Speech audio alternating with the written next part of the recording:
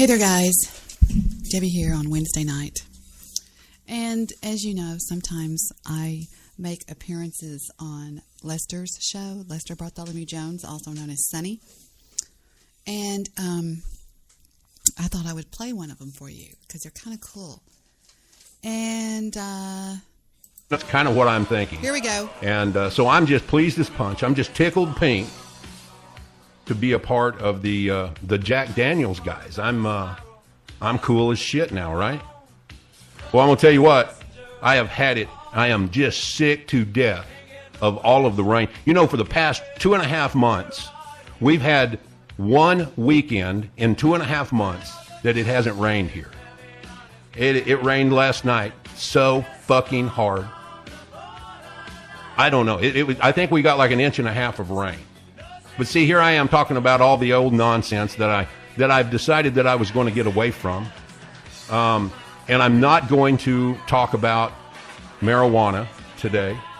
I've tried to kind of get away from that marijuana thing, although I am passionate about that. And it's not that I don't want to discuss it, but with Jack Daniels coming in and being a sponsor, I don't think it's fair to them that I would speak about marijuana. It's not that I won't. They're not going to censor me. They're not going to do anything like that. But I really... Oh, my gosh, there she is. Well, hello. Lester? Had the sound of a door opening. I was You were trying to sneak in. I was sneaking in. You didn't hear me? Let me close the door. Hang on just a second. I have to close the door. Okay. There we go. Okay. All right. I hope you don't mind I came in the back door. No, not at all. Hey, guys, this is Debi Daily from the Debi Daily radio show. She's now back on iHeartRadio, and I hope you guys will check out. That's Debi Daly. And you can just look her up. And I think isn't that the way you are now on iHeart? Mm-hmm. Absolutely. Mm-hmm. You're instead of Ask Debbie, you're going to be what now? I think it's going to be the Debi Daily Show, as in grip it and rip it. I'm glad for you. So what's going on in your life lately? I want to know where you had all of this rain last night, because I didn't see any frogs floating. Fuck me. Wait a minute. It wasn't last night. It just misted last night because of the fog. It was the night before last that it rained so hard, right? I believe you're correct. Yeah. But how hard did it rain, Lester? It rained like a cow pissing on a flat rock. That was good. A real frog floater? A real frog floater. You know, it used to get so hot. Does it get hot where you're at in Dallas? Yeah, it does. It gets so hot where I am that one time the corn started popping in the field. The goat thought it was snowing and he froze to death. Oh, my God. There you go. Maybe I'll just go right back out that door. Yeah, no, you did good. In fact, that reminds me, do you remember that show I did about all the Southern sayings? We have a lot of neat sayings, don't we? We do. My parents... No, not my parents. My brothers tried to get my mother to write a book called My Mom Said, because my mom used to say all those things. That's a cool name, My Mom Said, huh? She used to say, what slips over the devil's back will crawl back under its belly. You know, let's talk about that stuff for just a minute. Because I'd maintain that in the South, we are more colorful with our language. We get our point across. But when you speak with someone from the South, and as opposed to somebody from New York, and I'm not cutting those people down, but those guys up there, they're just kind of to the point. But here, I don't know, it's like we put more thought into it. You know, it's kind of like, you know, this guy was saying that his son moved out to California and he went to Silicon Valley to get, you know, to work, and he got this great job offer, but hell, he was home in 3 months. They just chewed him up and spit him out. And I said to his dad, I said, well, you know, if you're going to run with if you don't want to run, blah, blah, blah, blah. If you don't want to run with the dogs, then you got to stay up on the porch. Run with the big dogs. Fuck, I fucked that up. Fuck me. You know, I'm usually pretty good at those, but I don't know. You know what's funny is when my dad used to say, he'd say, Deborah, that is stronger than 9 rows of onions. 9 rows of onions. I love it. I love Or it. she looked like 9 miles of bad road. I've met her before. I've quit all that stuff though. I don't get on 9 miles of bad road anymore. I'm done with that. Dad used to say you could cut the Aramis with a knife in that bar. Aramis. Did you ever hear someone say that? Somebody say, how hot was it? It was hotter than a billy goat's ass in a pepper patch. You know how cold it is. Go It's ahead. as cold as a witch's titty in a brass bra in December. That's right. And you know what? If you say that to somebody from the north, they're gonna pause for a minute and go, "What the fuck was that?" I've been busy today, just as busy as a one-legged cat in a sandbox. Busier than a one-legged man in an ass-kicking contest, right? Oh, as Yeah. nervous as a whore in church. There's another one about nervous, sweating like a... Well, I'm not even going to say that because I've been labeled as a racist homophobe at times, and so I want to make sure that I don't say anything with any racial overtones. I'm just sick of it. Yeah, but we really say these things, Lester. I know. I mean, this isn't something that we're just sitting here being cute about. I really say things like that. Like, you know what? Where I lived was so little, the house was so small, you'd have to go outside to change your mind. I used to be so skinny, I had to jump around in the shower just to get wet. You bet. That's enough. No, that was good though. You see what I'm saying? And the other day I was talking to somebody and I thought I would try one of my little southern sayings on somebody, and we were talking about a boxing match that had been on TV, and it was a championship boxing match, and it was over in 54 seconds. I mean, it was over. There was all the hype to this fight and everything, and it was over in 54 seconds. And I said, God, I was just so disappointed. And he said, the fight ended quick, huh? And I said, it was quick as a knife fight in a phone booth, man. It was over. And It came off quicker than a prom dress. Oh my God. Oh my God. Hang on just 1 second. I'm going to adjust something.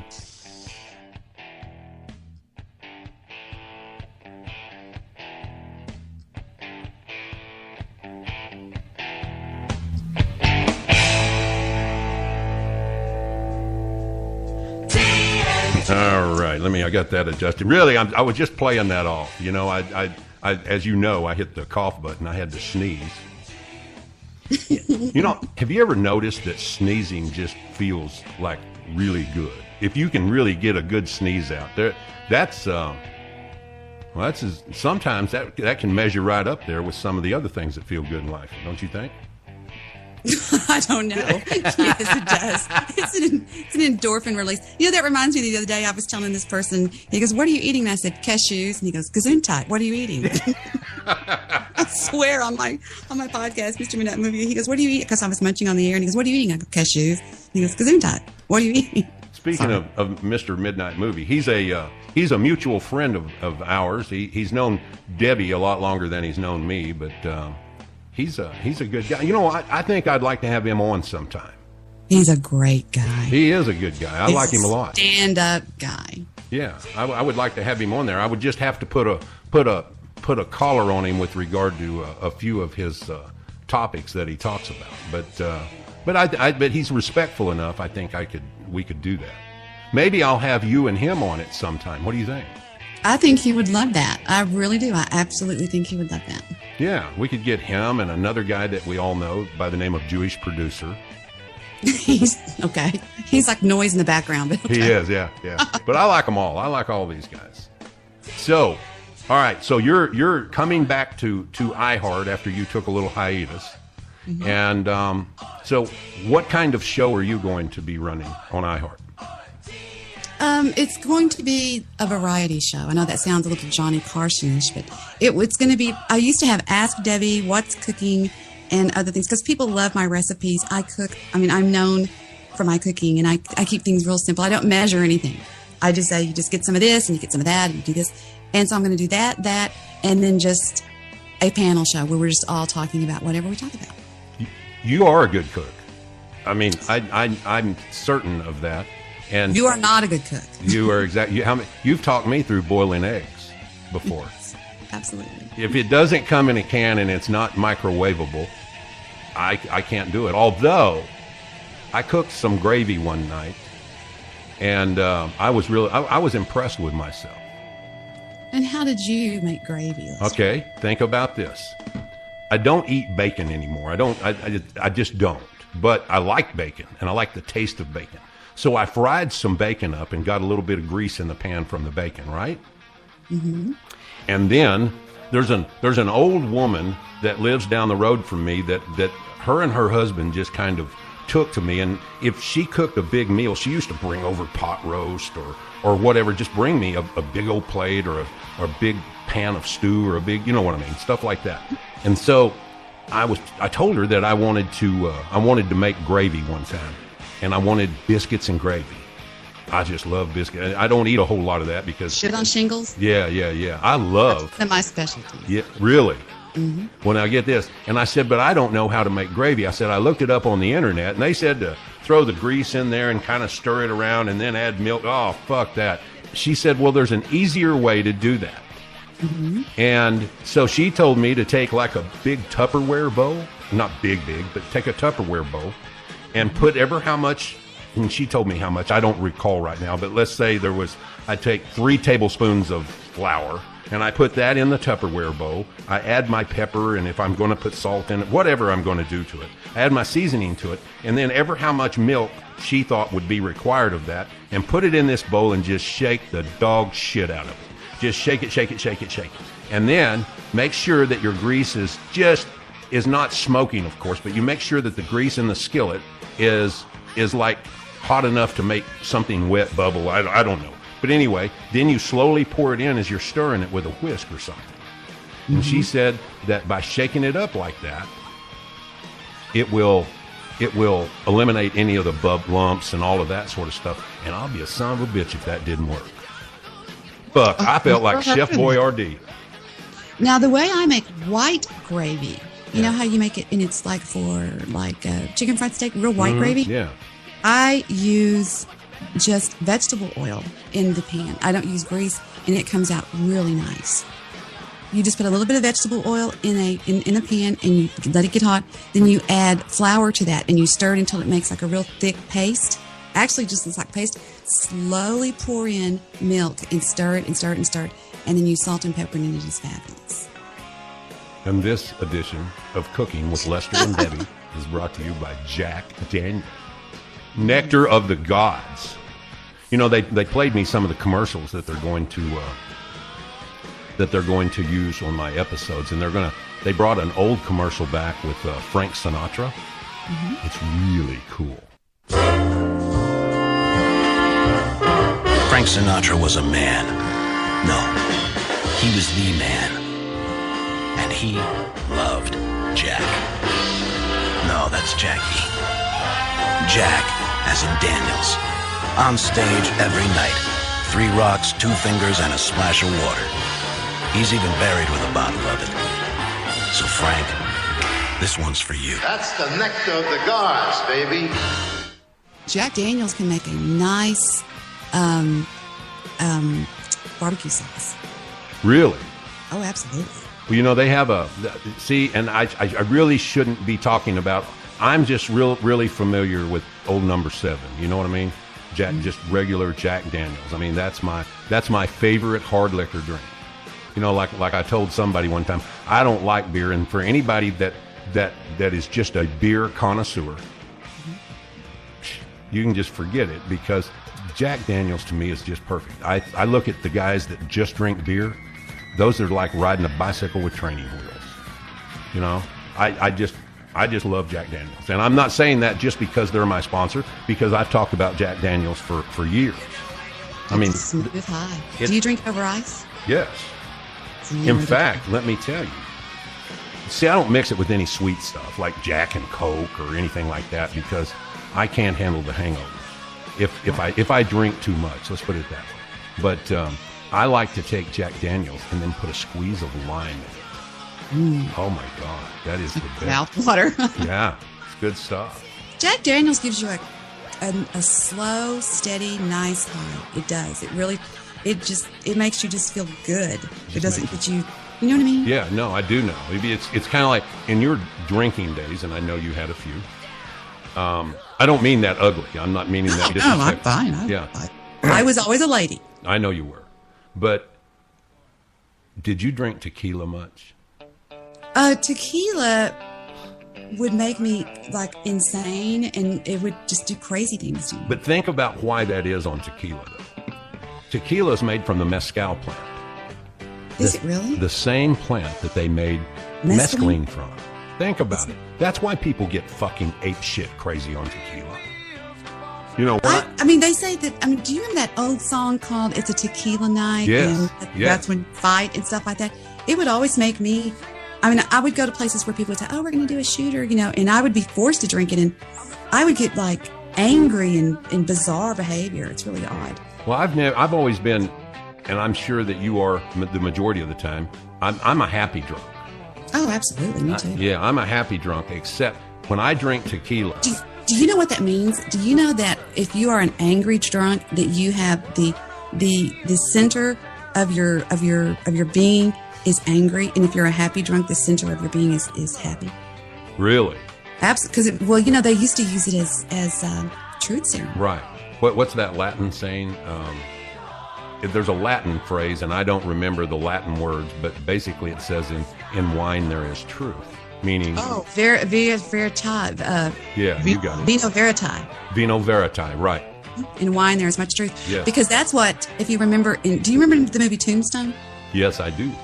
Do you remember when Johnny Ringgold went up against, and this is true, this actually happened. He met Doc Holliday in the bar. Yes, I do. And he said, "In vino veritae."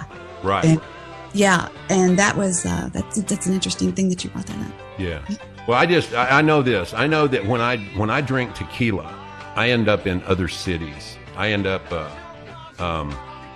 I've heard one of your tequila stories. Oh my God, was that horrible or what? That was the time I woke up with that gal that looked over at me and said, "Hi, baby." God. Oh my God.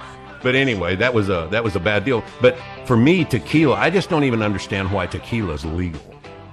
I mean, I really don't. About drinking, eating that worm too. That's Well, supposed to see visions or something like that. yeah, kind of like what was Jim Morrison in The Doors? I think when he drank tequila, Coyote. I think that when he drank tequila, that's when he saw the lizard man or whatever that was. You mean he put on Black Sabbath at 78 speed and they saw God? Oh my God. I was trying to think as we were talking here, how have I ever benefited from being drunk? I mean, I've had a lot of proposals when men are drunk off their you-know-whats. I've had married men that I've known that have been married to friends of mine, drunk, and proposed marriage to me. Doesn't that make for an awkward time later? Well, yeah, absolutely. Do you? Okay, speaking of that, so let's say that you're in a place and you're with these people or whatever, however you ended up there, and this gal that you know her well, and her husband gets shit-faced. She goes to the bathroom and he throws a move on you. Do you tell your friend later? No. No. It's happened to me many times, Lester. Okay, and you wouldn't tell your friend for what reason? Because, I mean, if it just happened one time, no. I mean, Yeah. I've had it happen. I could sit and name many people that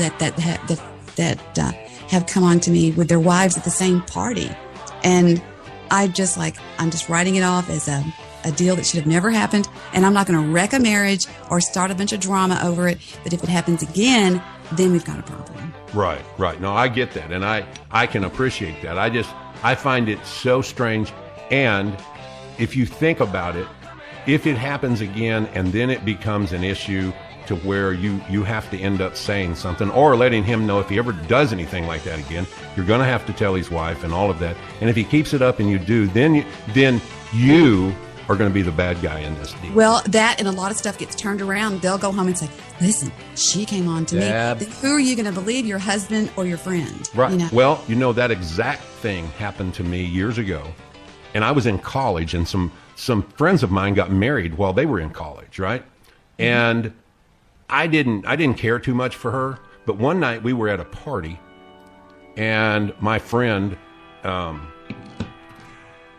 he was smoking some weed and drinking and whatever. But anyway, he ended up passing out.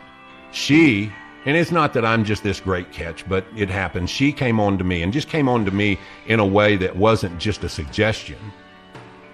I had gone upstairs and gone to the restroom. Did you say, Mrs. Robinson, Yeah. are you trying to seduce me? Yeah, I didn't quite say that, but she was, because she had undone her blouse and done all kinds of stuff, and she was standing there at the door. And as I opened the door, she kind of just pushes me back and then shuts the door behind her. And I told her to get all of that shit out of her mind, that wasn't going to happen, that guy downstairs was my best friend and her husband. Now get the fuck out of here. Well, then she looks back at me and she says, "You're not going to tell Rob, right?" I said, "Well, I don't know. I just said it that way. I probably wasn't." Well, I thought about it and I thought, man, do I tell him what happened? And see, in my circumstance, I should have. Because I left her with this uncertainty, and I thought about it, and I should not have done that. I left her with this uncertainty in her mind. So what did she do? You already know what she did. Just exactly what you described. She beat you to the punch. She did. She said that I came on to her. I told her all this kind of stuff about him, and that he was a loser, and that she needed to go and have sex with me, and all of these sorts of things. Jesus Christ, he showed up. It's going to happen every time, because the person that the initiator of the illicit thing is not going to believe that you are not going to say something, and Correct. so they're going to cover their butt and they're going to beat you to the punch, because the tellers, what Right. is it? No, the first person, you're going to believe it's the first. There's some saying here. I am talking about remembering sayings, but it's like the first person to that, whatever is whatever. Right. I don't know what I'm trying to say here, Yeah, I get it. Totally. No. because we're both Texans. That's right. I get it. But no, I know exactly what you're saying. And so this guy shows up at my door. I was in the middle of the night. And see, when I was in college, I worked at a radio station, and that was one of the ways I was able to help put myself through school. And I had the deep night slot at the radio station. I'm fixing to go out the door, and he is coming up to the door just madder than a wet hen. I mean, he was mad. And so he said, "You and I got to talk." "Oh, you and I got to talk, motherfucker." Fuck me. What the hell? And before he got that out, I already knew. I knew exactly what he was going to say. And he said, "I cannot believe you did that." And he told me what she had told him. And I said, "Well, that's not what went down." He said, "Well, why don't you just enlighten me," or something like that. And I said, and so I told him exactly what happened. And I said, and I told him, I said, "Look, your husband," I told him what I'd said to her. And I indicated that he was my best friend and she was married to him, and there is no way that I was getting in the middle of that. And he said, "That really happened that way." And I said, "That really happened that way. And why wouldn't you trust me? I just don't get involved in these deals." And so he kind of calmed down a little bit. But I'm going to tell you what, she got him home, strapped some of that stuff on him, and said, "Who are you going to believe? That, he's just a piece of shit, and look what blah, blah, blah, blah, blah." I just told him, "Get the fuck away from me. Just leave me alone. Don't get me involved in all their shit, but you trust me on this. Before 5 years are up, she will fuck around on you. You'll catch her, and then you're going to find out she's been fucking around on you all along." And he, yeah. 3 years almost to the day. Thing happened to my brother. The exact same thing happened to my brother with this sleazeball bitch in Dallas. And she said, she had come on to my brother, and then after that, the next thing you hear was a phone call to my brother. "What are you doing hitting on my wife?" It was horrible. And yeah. Well, see, and that all of that happened, and I promise you, about 3 years later, I heard, because he and I never spoke again after that, and I heard that she got caught fucking around because her big thing was that she just absolutely needed the attention from other men. The man she had, don't you find it weird that when somebody is with somebody, all of a sudden the grass is always greener out there on the other side of the fence? You know what I mean? And I just never understood. You grew up in the country. Haven't you seen that horse in the pasture, and he's reaching through the barbed wire, cutting himself up, trying to get that morsel of grass, and then when you see what he's reaching for, He's got a whole pasture full of what he's reaching for, but the grass is always greener on the other side like that. This is true for men and women. It just some men and some women. During World War II, women went without their husband for 1 and 2 years at a time, and they were fine. They weren't having affairs. I mean, it's just, you know what I'm saying? Yeah. I mean, I have known women that have had many affairs behind their husband's back. I know some people that both of them were married. So they started seeing each other, and the next thing you know, they're leaving their wife or husband for each other, right? They'll leave their partners for each other, and then in some way expect each other to be faithful to one another. And I don't get that. How It's they like could a expect cheater that. marrying a cheater. That's exactly what it is. Oh, I'll never run around on you. And I would sit there at the wedding and go, Sonny, you ran around with me. Yeah, that's my point. I honestly do not get why they would expect that. They're so special. Maybe one of them, maybe both of them take pride in the fact that they were able to lure each other away from their marriage, and in some way that empowered them. I don't know. It's kind of sick. That sounds how some people would think. I mean, what about people that leave families destroyed in their wake with small children? Yeah. But it just comes to satisfying a selfish need, and not if you really cared about the person that you were fixing to get with after you dumped your husband or wife. Mm-hmm. This is almost confusing, but I'm sorry. I'm lost. You just make me laugh so hard. I know. I got lost though. But anyway, I guess where I'm going with that, if it wasn't so much of oh my God. This is how conversations that we have go. Oh my gosh. What makes me laugh about you so much, Lester, and I've loved somebody that makes me laugh, is the way you make fun of yourself. I know. You crack me up, I swear. Well, that's the redneck hillbilly in me, I guess. It's a gift. It's a gift for somebody that, I mean, a lot of people can't do that. They can't make fun of me. All right, we're going to take a quick break from that. I can't hardly hear myself. Hold on. What am I doing here?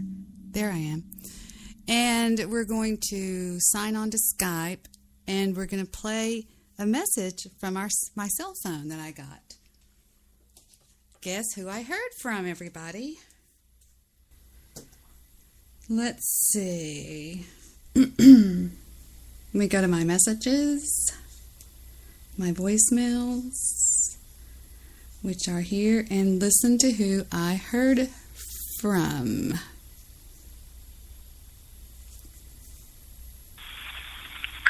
Hey, Deb, how are you? I see that you tried to call me yesterday. Unfortunately, I was in the car driving from Colorado to Chicago.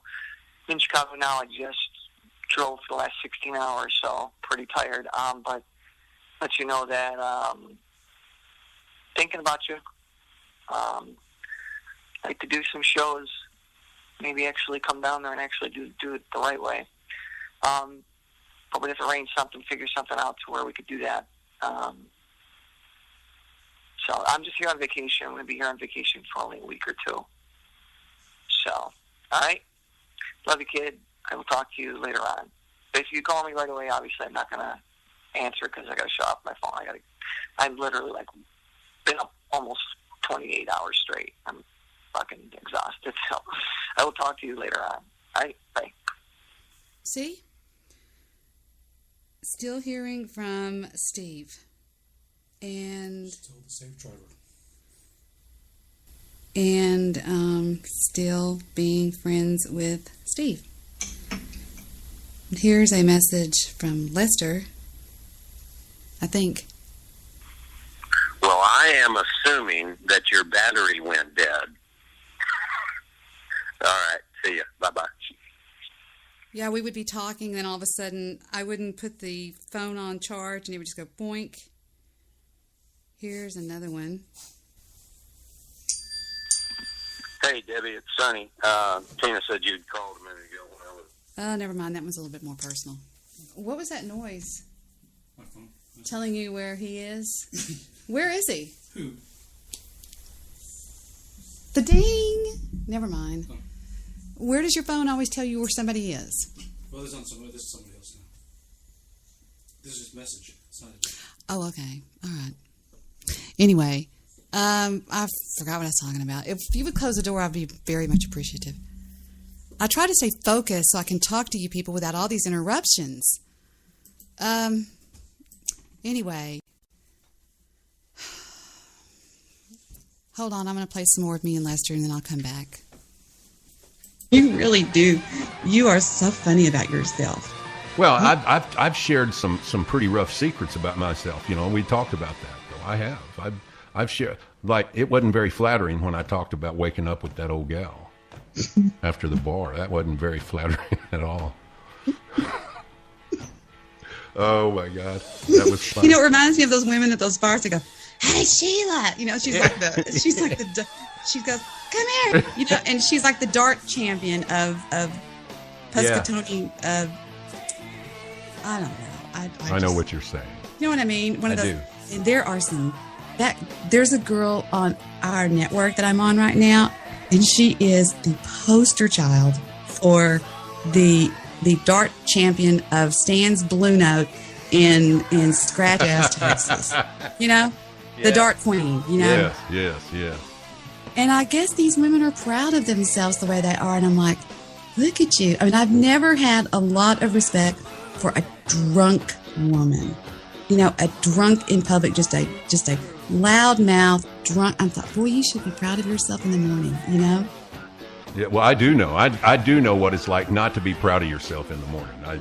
I went through a lot of that. You know, that's why originally, when I was in college, although it was a job and it helped me pay for things, but that's why I got into radio. I thought I would really attract the gals, and I did. But I attracted in those days, and I was so young. I attracted I attracted them all. You know, I had people coming up there. They had to put a security guard at the. You know how they did one time. There was what had happened was I was doing deep nights, and I used to do this crazy character on the radio, and when they'd call me up, I would say like. I don't even remember the call letters, but I'd say like, "Hey Jill, you know, Boogeyman, Boogie Check, you can do what you want to do," and never mind, I don't want to talk to you, and I'd hang up on them, and I wouldn't even let them get on the air a lot of times, and for some reason, these people just loved for me to do that. Every once in a while, I'd let somebody get in there and talk, and then as soon as they'd start to say something, I'd hang up on them. I didn't want to talk to her, and I did that all night. But what happened was, some girl got her feelings hurt when I hung up on her, and she was boo-hooing so bad, and she was like 19 years old. You don't think she didn't have some issues? Her father showed up ready to fucking kill me. Are you serious? I believe you. I totally believe you. Yeah, he showed up ready to kill me, and he had told back in those days we had individual owners of radio stations a lot of times, and they weren't just some big corporation like Clear Channel or somebody. They, you know, it was Billy Bob and Ralph and Pete, and they owned the radio. Well, you know, you come from a radio family. Mm-hmm. I know exactly what your uncle owned. What did you tell me? 6 radio stations at one time? No, not at one time. No, but I mean, at one time it totally had gotten up to 6, I believe. My other uncle from Houston is the original voice of the all the Saturday Night in Dallas, Texas, ZZ Top. Yes. He's the original. He even wrote a book, a real famous book called Talk Radio, about talk radio. Yeah. Really? Mm-hmm. See, I didn't know that. I thought I knew a lot about your relatives in radio. In fact, your uncle, the one I referred to, he's now isn't he in the Radio Hall of Fame?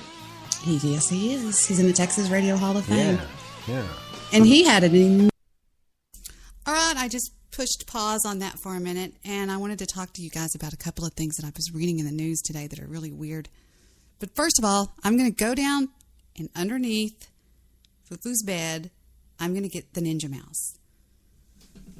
Because I'm sick and tired of click, click, click on my show. Boo-Boo's looking at me like, what are you doing? There's some weird things going on around here. Not around here, but around the world. Boo-Boo, excuse me. I'm trying to find the Ninja Mouse. Look out. Hop up, Boo-Boo. Boo-Boo, she's not going to move. She's a hound dog. Okay, then don't move. Boo-Boo, please move. Come over here. Nope. Hang on, guys. Boo-Boo, please move. Please. Go. Thank you. And there's the Ninja Mouse. I knew it had gotten trapped under her bed. Just because I knew it. Okay. There's your bed bag, baby. There. There you go, Floofy. And I think the battery is dead on it. So let me see if I can find some batteries, which I probably won't be able to, which was stupid to even think about doing before I did that. A Justin Bieber lookalike by the name of Toby Sheldon was found dead in a motel room. Check this out. I wonder if the batteries are dead. Let me try. This happened just 4 hours ago. And the guy does look like Justin Bieber, I got to be honest with you. Let me see if it'll work. Turn it on. Let me see. Well, I think they're dead as a doornail. Yeah, rats. Well, we're just going to have to listen to me click. Anyway, 4 hours ago, Toby Sheldon, who was best known for spending $100,000 on plastic surgery to help him look more like Justin Bieber, was found dead in a Motel 6 in the San Fernando Valley. He was 35 years old. And they don't know the cause of death yet. Isn't that amazing? Isn't that horrible? I just think that's terrible. We have... I'm sorry, I was reading something else. Aw.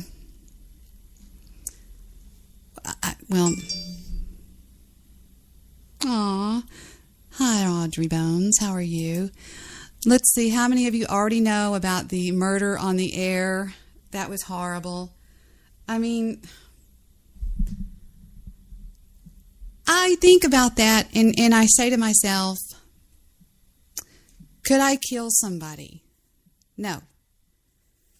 I can't imagine killing a dog.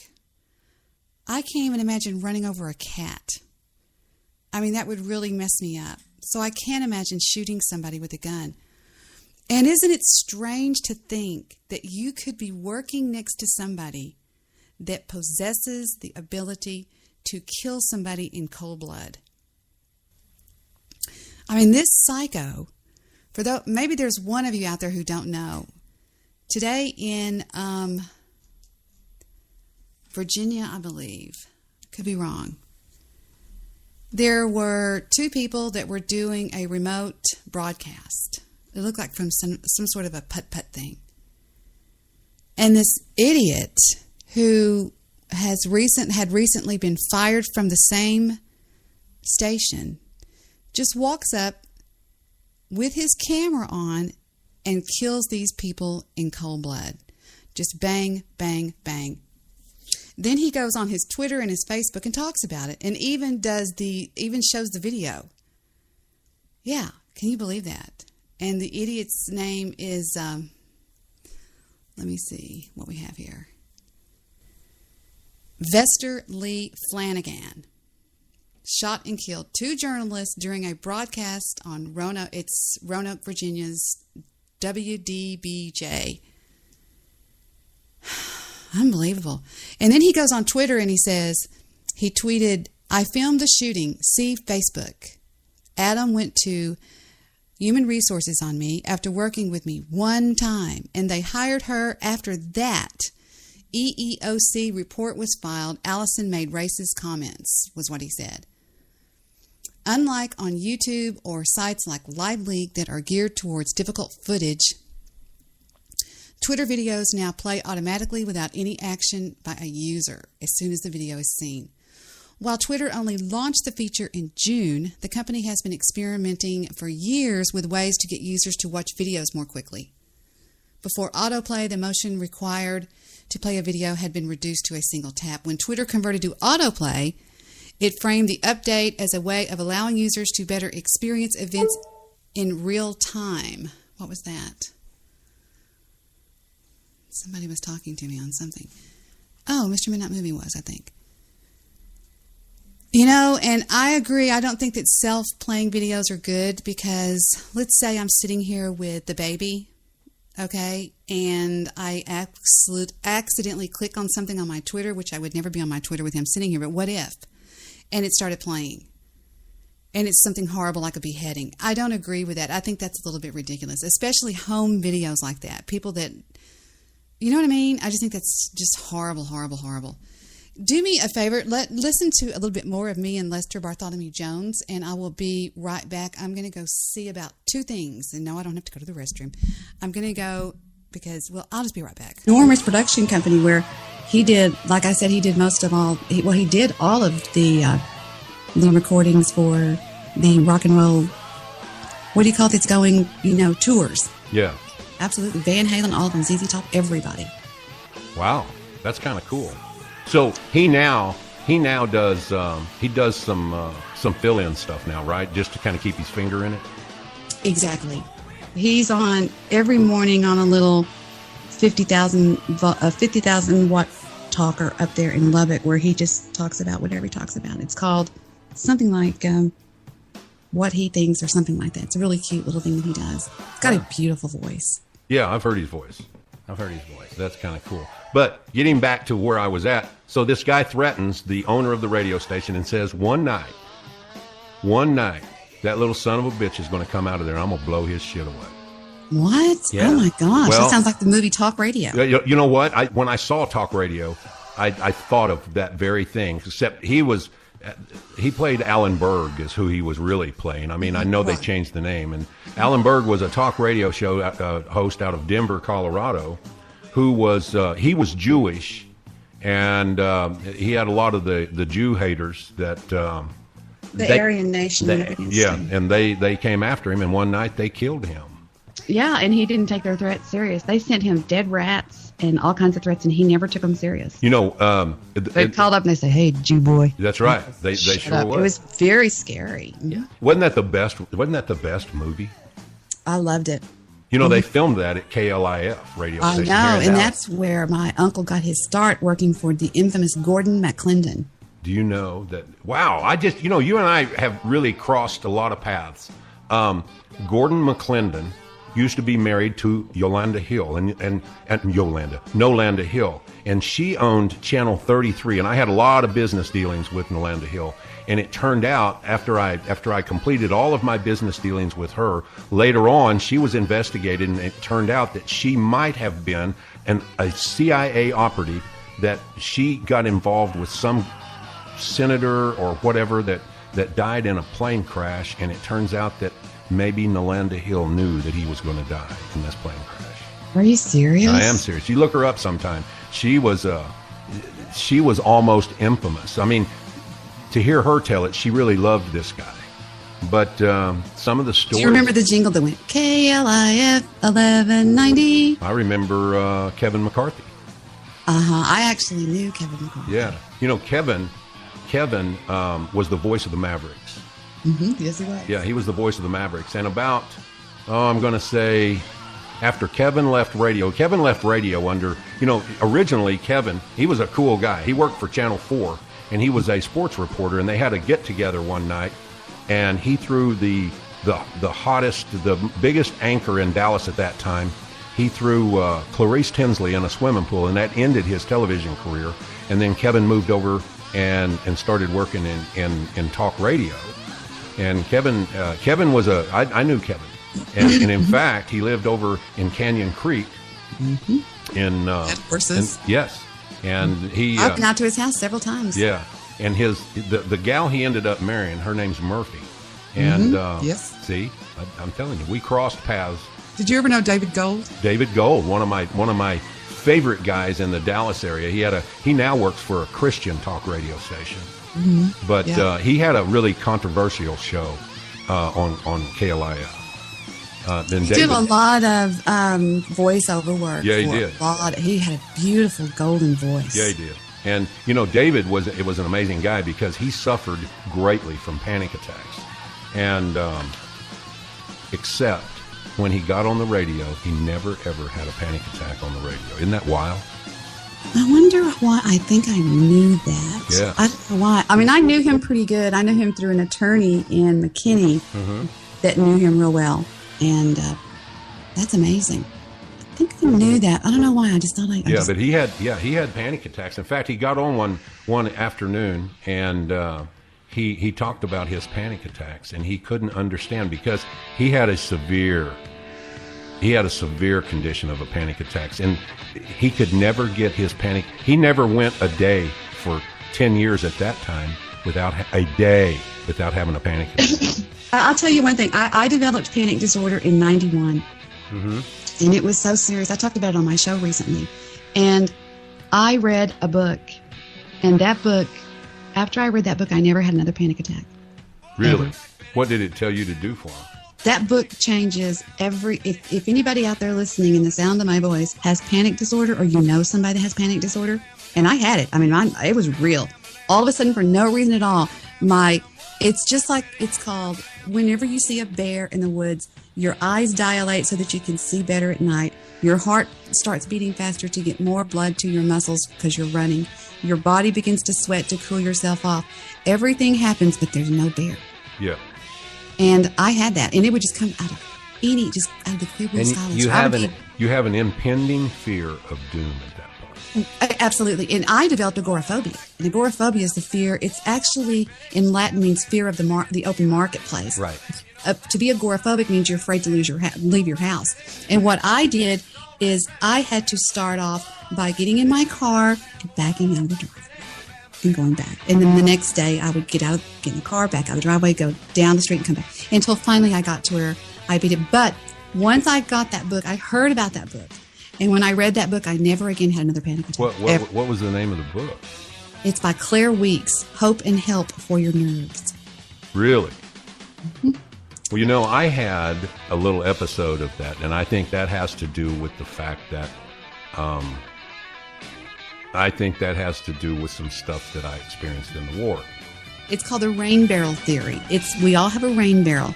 And when you have a rain barrel, if you don't want it to overflow, you're not taking some of the water out of it. You're not letting the steam, it can be also a backpack where you put things in there and it gets too heavy. You have to let things out. And if you let too many things build up, then it overflows, and that's when you'll have a panic attack. And your water reference is adrenaline. Yes. Yeah. Your body gets shot because and if you go too far with suppressing stress in your life, you will not only develop panic disorder, but you can develop something that's worse than that. That's called depersonalization. That's where your brain shuts down. The frontal lobe of your brain will basically cut off, and that's serious business. If people don't realize how bad stress can get to them, especially if they deny it. Oh no, I'm fine. Well, but we're all conditioned. We're all conditioned to see. Nobody wants to hear anybody whine. That seems to be everybody's theme song. They don't want to hear that somebody has this or has that, or they have this problem. But you don't have to whine. You have to use the tools. Well, no, but people count that. Sometimes, when you're a guy like me, you have nobody to truly confide in. Mm-hmm. And because I don't trust anybody.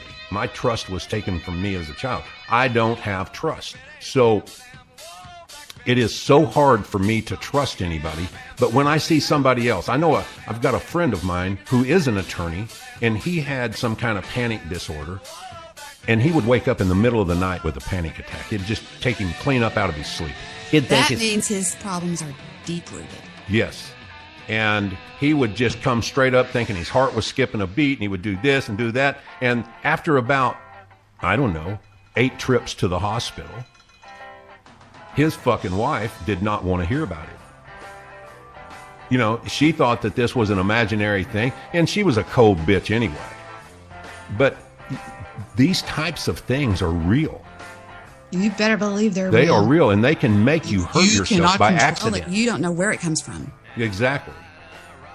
You know, the first time that anything like that ever hit me, I was living in. Just be out going, da, da, da, Well, I da, was. da, just mowing the lawn. All of a sudden, just goes boom, boom, boom, boom, boom, boom, boom, boom, boom, boom, and then it just hits you from nowhere. I was in Richardson way back 150 years ago, and I was actually in the Richardson Square Mall. And at one time, that used to be a really nice mall. It wasn't the biggest mall, but it was real nice, and it was in a nice area. And I was going in there to buy a Christmas gift, and I'm walking down in the corridor, whatever you want to call that. And the next thing you know, I'm starting to feel like my heart is racing. I knew it was coming. Whatever it was, I had this like, oh shit moment. And then the next thing you know, I'm kind of sweating, and I'm having trouble breathing on a regular basis. And in the middle of this mall was like these little phone pedestals. Do you know what I mean? Where they used to have payphones. And I went to that payphone, and I'm so embarrassed that this is happening to me because I don't know what it is, and I don't want people to look at me and think there's something wrong. So I pick up the phone, and I act like I'm on the phone for just a minute, and I'm thinking, how in the fuck am I going to get out of here? Because I'm in the middle of this thing, and I now have decided that I'm going to go straight to my car, but I don't know if I can make it. I think I'm going to fall flat on my face. So I hang the phone up, and I start walking a beeline, and I think everybody's noticing me. I'm sorry. I'm not laughing at you, Lester, but you just are so cute the way you tell stories. But isn't that crazy? I got out. I look, and I'm looking. I had a Bill Blass Lincoln Continental at that time, and I finally get to my car, and I think, oh fuck, what am I going to do? I got to get. And there was I just drove up Coit Road. I just drove up Coit Road. No, whatever road I drove up. I drove up this road. It wouldn't mean anything to anybody out there. And I saw this minor emergency clinic. And of course, it was just like in the movies. I went busting through the doors, and she goes, "Can I help you?" And I said, "I am fixing to fall flat on my fucking face." And that's exactly what I said. She comes out and she says, "Come on back here." Well, they get me in the back, and she puts that blood pressure cuff on me and all this sort of stuff. She said, "My God, your heart's at 150 beats a minute." Well, she shouldn't have said, "My God." You know, that made it even worse. I'm dying. I'm not going to make it out of here, and nobody knows I'm here. Yeah, the look on the attending physician's face. Yeah. So the doctor, she just lays everything down, leaves me hooked up, and I think, fuck, I'm dying, and she doesn't want to watch this. I don't know. So the doctor comes in. He goes, "Well, how are you doing? What do we got?" And I told him what had happened. Well, by then, things started easing off a little bit. And the more we sat there and talked for a minute, and he said, I had it so bad that I would get in the middle of the night in my little BMW and just go sit in the parking lot of Plano Presbyterian Hospital by myself. Just sit there. But you fully intended to go in originally. When you were on your way there. Yeah, I was in the middle of a full-blown attack. And right. I would just go and put on my night clothes or throw on a sweatshirt and my tennis shoes and run out the door, get my car fired up, be gone. And it was like, I even lived close to an emergency room, and it made me feel better to know that. Isn't that terrible, though? That is terrible. And you know what? When I got diagnosed with that, I guess that's what you call it, they didn't really know anything. I say diagnosed. I don't even know that I was ever diagnosed with it. But this doctor told me, he said, "I think you had a drop in your blood sugar." So I come in for a glucose tolerance test. Yep. It's dropped down to 56. That's really low, and that's dangerous, and blah, blah, blah, blah, blah. So I'm going to send you to a dietitian. So I went to a dietitian, and they explained to me how you eat 6 times a day instead of 3, and you do this and do that, and all of that sort of stuff. So I'm doing all of this stuff. Fucking hits me again. Or they could tell you that you have paroxysmal atrial fibrillation, which is where just all of a sudden, and they put you on digitalis, which, like I told you before, is from the foxglove plant, which is highly poisonous. Wow. Well, no, they didn't tell me that. They just milked my insurance for more and more money, because by the time it was over and done with, and I wasn't a guy that just ran to the doctor ever, but every time those things would hit me, I would think I was having a heart attack. I didn't know. And so they had me do a glucose tolerance test. Then they told me my blood pressure was high. Well, fuck yeah, it was high. I was in the middle of a panic attack, and they judged my blood pressure at that point, so they put me on some kind of blood pressure medication. Then he said, "Well, have you know what's going on in your life?" I said, "Well, I got some IRS issues." "Oh, yeah, that's it. So you're having trouble sleeping." So they put me on something called Dalmane. It's a fucking narcotic sleeping pill that just knocks it puts you out. And so then they decided that I was stressed out, needed to be on Valium, and it was just, I had this fucking sack of medicines that I carried in the car with me because I didn't know what to do.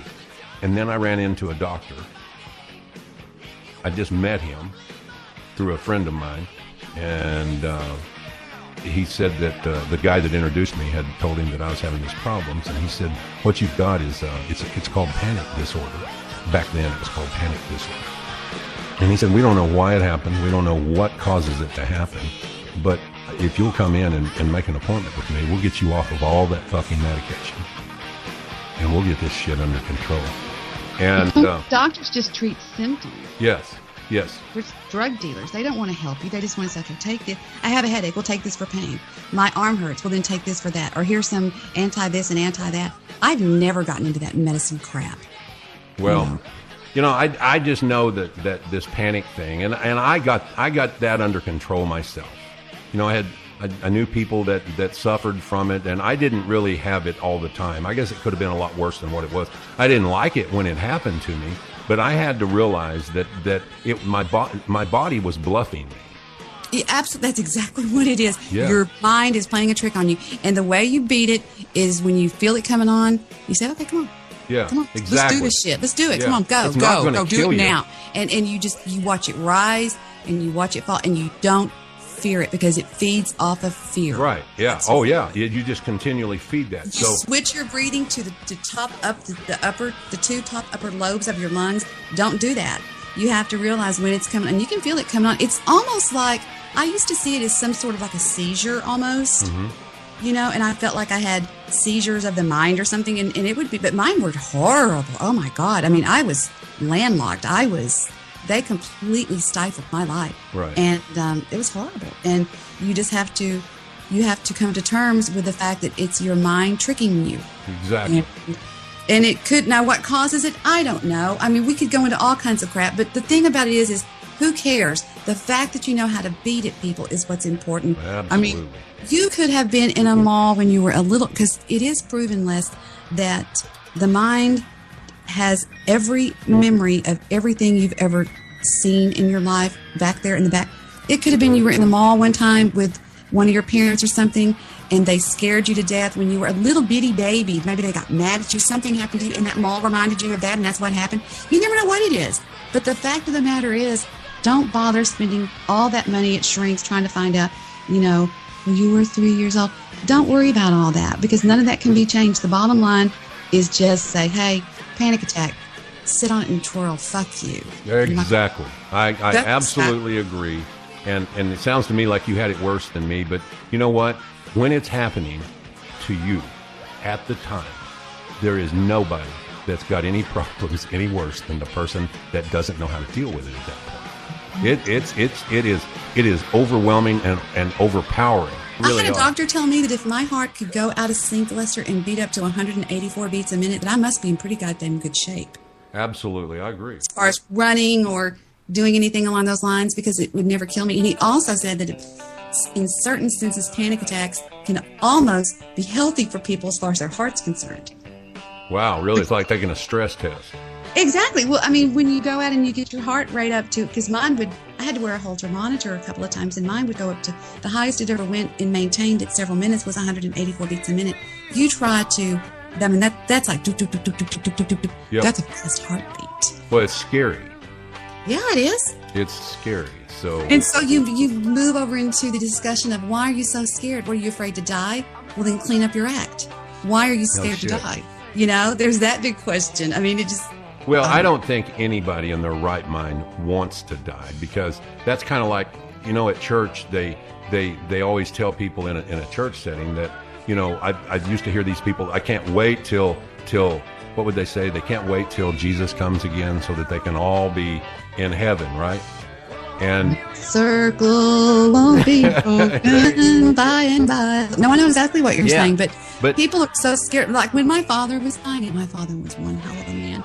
He was scared to death. And it's not that he was afraid of where he was going, but I think it's just that transition that nobody really knows what's going to happen or what. It's kind of spooky. Sure it is. But see, on this is going to sound it's not really sacrilegious, but think about it. All right, I am back. Well, I've been back for quite a while, but I was listening to it. And I wanted to show you guys that because that is what I mean about good chemistry. Not in a sexual kind of way, a good chemistry in conversation. Somebody that is completely involved in what you're saying and you are completely involved in what they're saying. And when I say something funny, he laughs. When he says something funny, I laugh. It's just being nice. And I mean, I love what I do, and I think it's fun. And yes, I'm still talking to my uncle about the possibility of getting syndicated. The reason why I haven't been moving forward with it is, number one, I'm not saying anything else about it, but I can assure you it's still in the makings.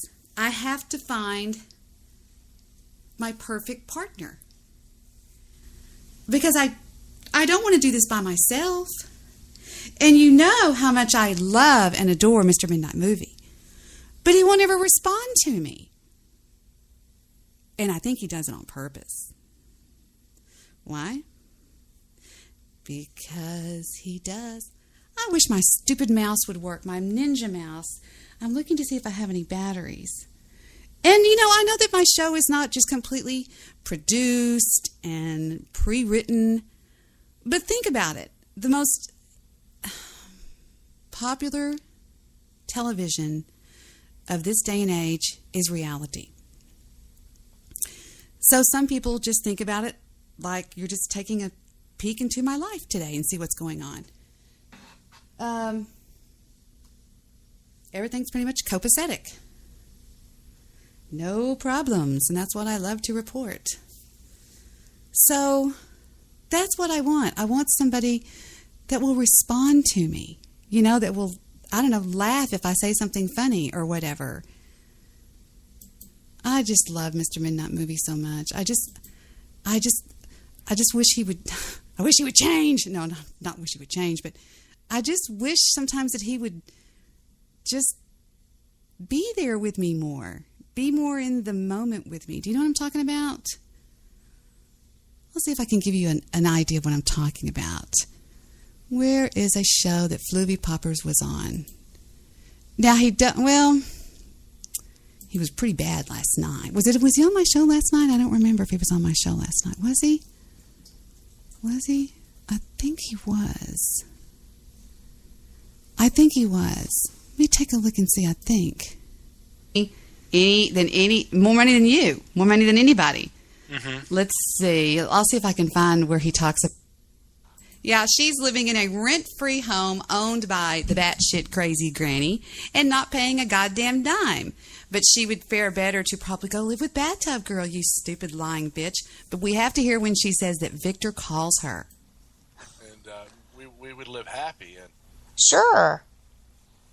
I don't wish anything bad on her. I think it's awful that her child got taken away and delivered to the father. I mean, that's awful. Lie number 5. The child did not get taken away from her and delivered to the father. The father had custody of the child for the weekend, got served with papers to pay child support, and he didn't bring him back. He broke the court order. How hard is it to take it? My question is, and I can only go by what I know here, it's not easy to take a child from a mother in Nova Scotia. Now, wow, I didn't know that. Do you have a clip of Tyrene Sneed? Is there any YouTube clip of him that we can watch and compare? You're gonna love Tyree. Tyree Sneed, what an idiot. I mean, really, what an idiot. Boasting is one of the worst things you can do as far as if you believe in any kind of a god, he despises that. Let me turn on my Skype and see what's happening. I haven't turned on my Skype all day. Oh, I forgot to tell you, we have a new Mr. White song. Did I show y'all that already? Did I? I think I showed you guys last night. I just love that. That is the coolest thing in the world. I mean, I don't know Mr. White personally. but I do know that he is, anybody that can write music is all right with me, because that is not an easy task. That is not an easy talent. That's very rare. Waiting for my Skype to open. Well, I guess karma got bathtub girl. A photo erupted. Not too flattering. I thought you said you lost a bunch of weight. What did I tell y'all? Karma will always bite you in the ass. Here she is over there lying about me. You know, the child got delivered to the father. Oh. And then she sits over there and says, I just can't get Debbie Daly out of my life. That's why I say it seems like anything that haters say about you is true about them. I don't do anything with her stupid life. But she does with mine. Oh, Audrey, if you're listening, I will post that photo on, well, how can I do that? I wish you had Skype, Audrey Bones. Yeah, it's not the most flattering. I mean, I guess if I was out at a rally, I would try to look my best, I guess. If that's looking her best, My Skype is not opening for some reason. It just says opening. Oh, wait, there it is, finally. Okay, we have messages from the Jew, 2.0, Sudesh, Polly B, Jewish producer, FRD, Constantine from Abilene, prettiest women I've ever seen.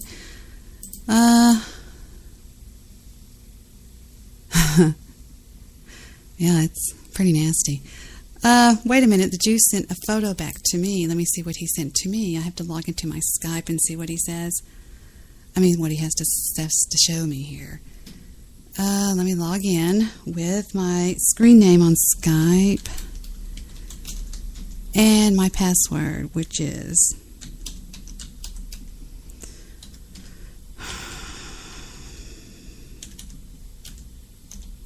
and enter.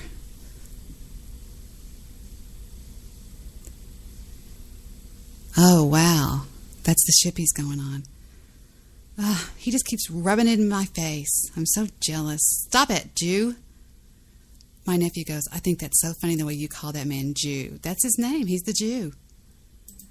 2.0 called at, oh, no, that was yesterday.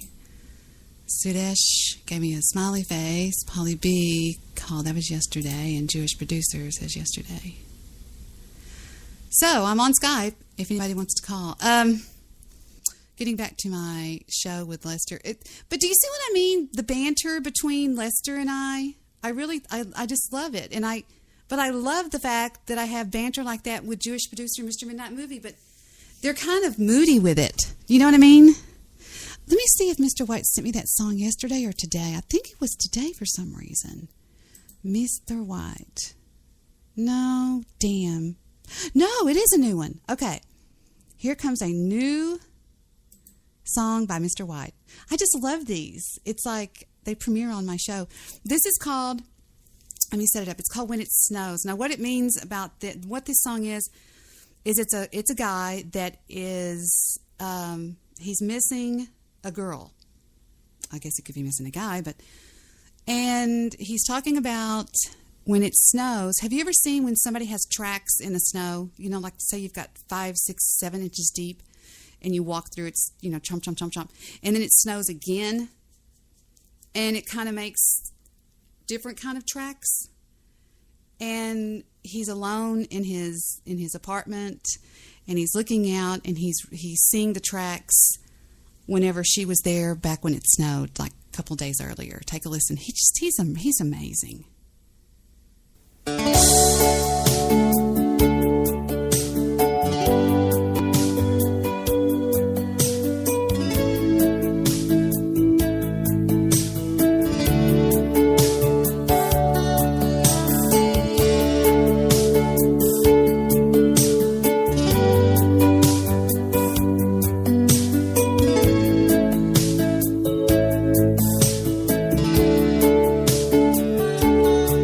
When it snows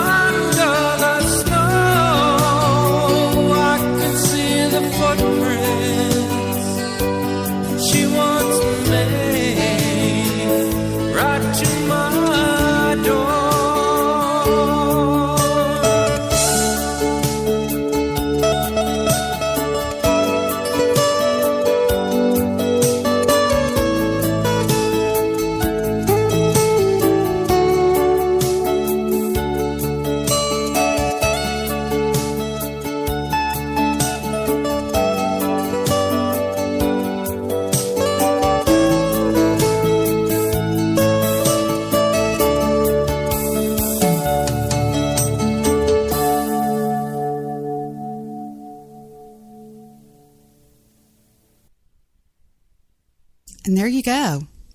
From Mr. White. I'm telling you, it just kills me. He is so good. He really is. Oh, he just now left the stage. He's amazing. Mr. White of Spreaker.com fame with When It Snows Here in Sydney. I think he says Sydney. I don't know. I don't have the lyrics. But, yeah, good stuff. Really good stuff. I see Jewish Producer, and I see Rocknet. Who is Rocknet? He says, I don't understand. Rocknet was a group of people who lived in a pineapple under the sea. They were really funny. So who wants to hear the rest of the story with B and Lester? And I think it's almost over, to be honest with you. Well, there was another one, too. Now, on the next one, it's kind of short. I actually meet him up at, well, you'll just have to pay attention to this one. This one's pretty good. Yes, isn't he wonderful? Audrey says you're good, too. This is when I go over to Lester's, and he is partaking in the ganja. Take a listen. It's pretty funny. It's towards the middle, so let me jump to the middle. Ooh, Lester. Wow, what is that? Oops, I went too far. I'll do it right here. All right, listen. Damn. You know what? I think that works. And I'm not saying it's just, oh, wow. But I'm just... Maybe I should be. I'm going to put on a song for just a minute. It won't be long at all. And I'm going to try to get in somebody to help me come and help me with my show. Stand by.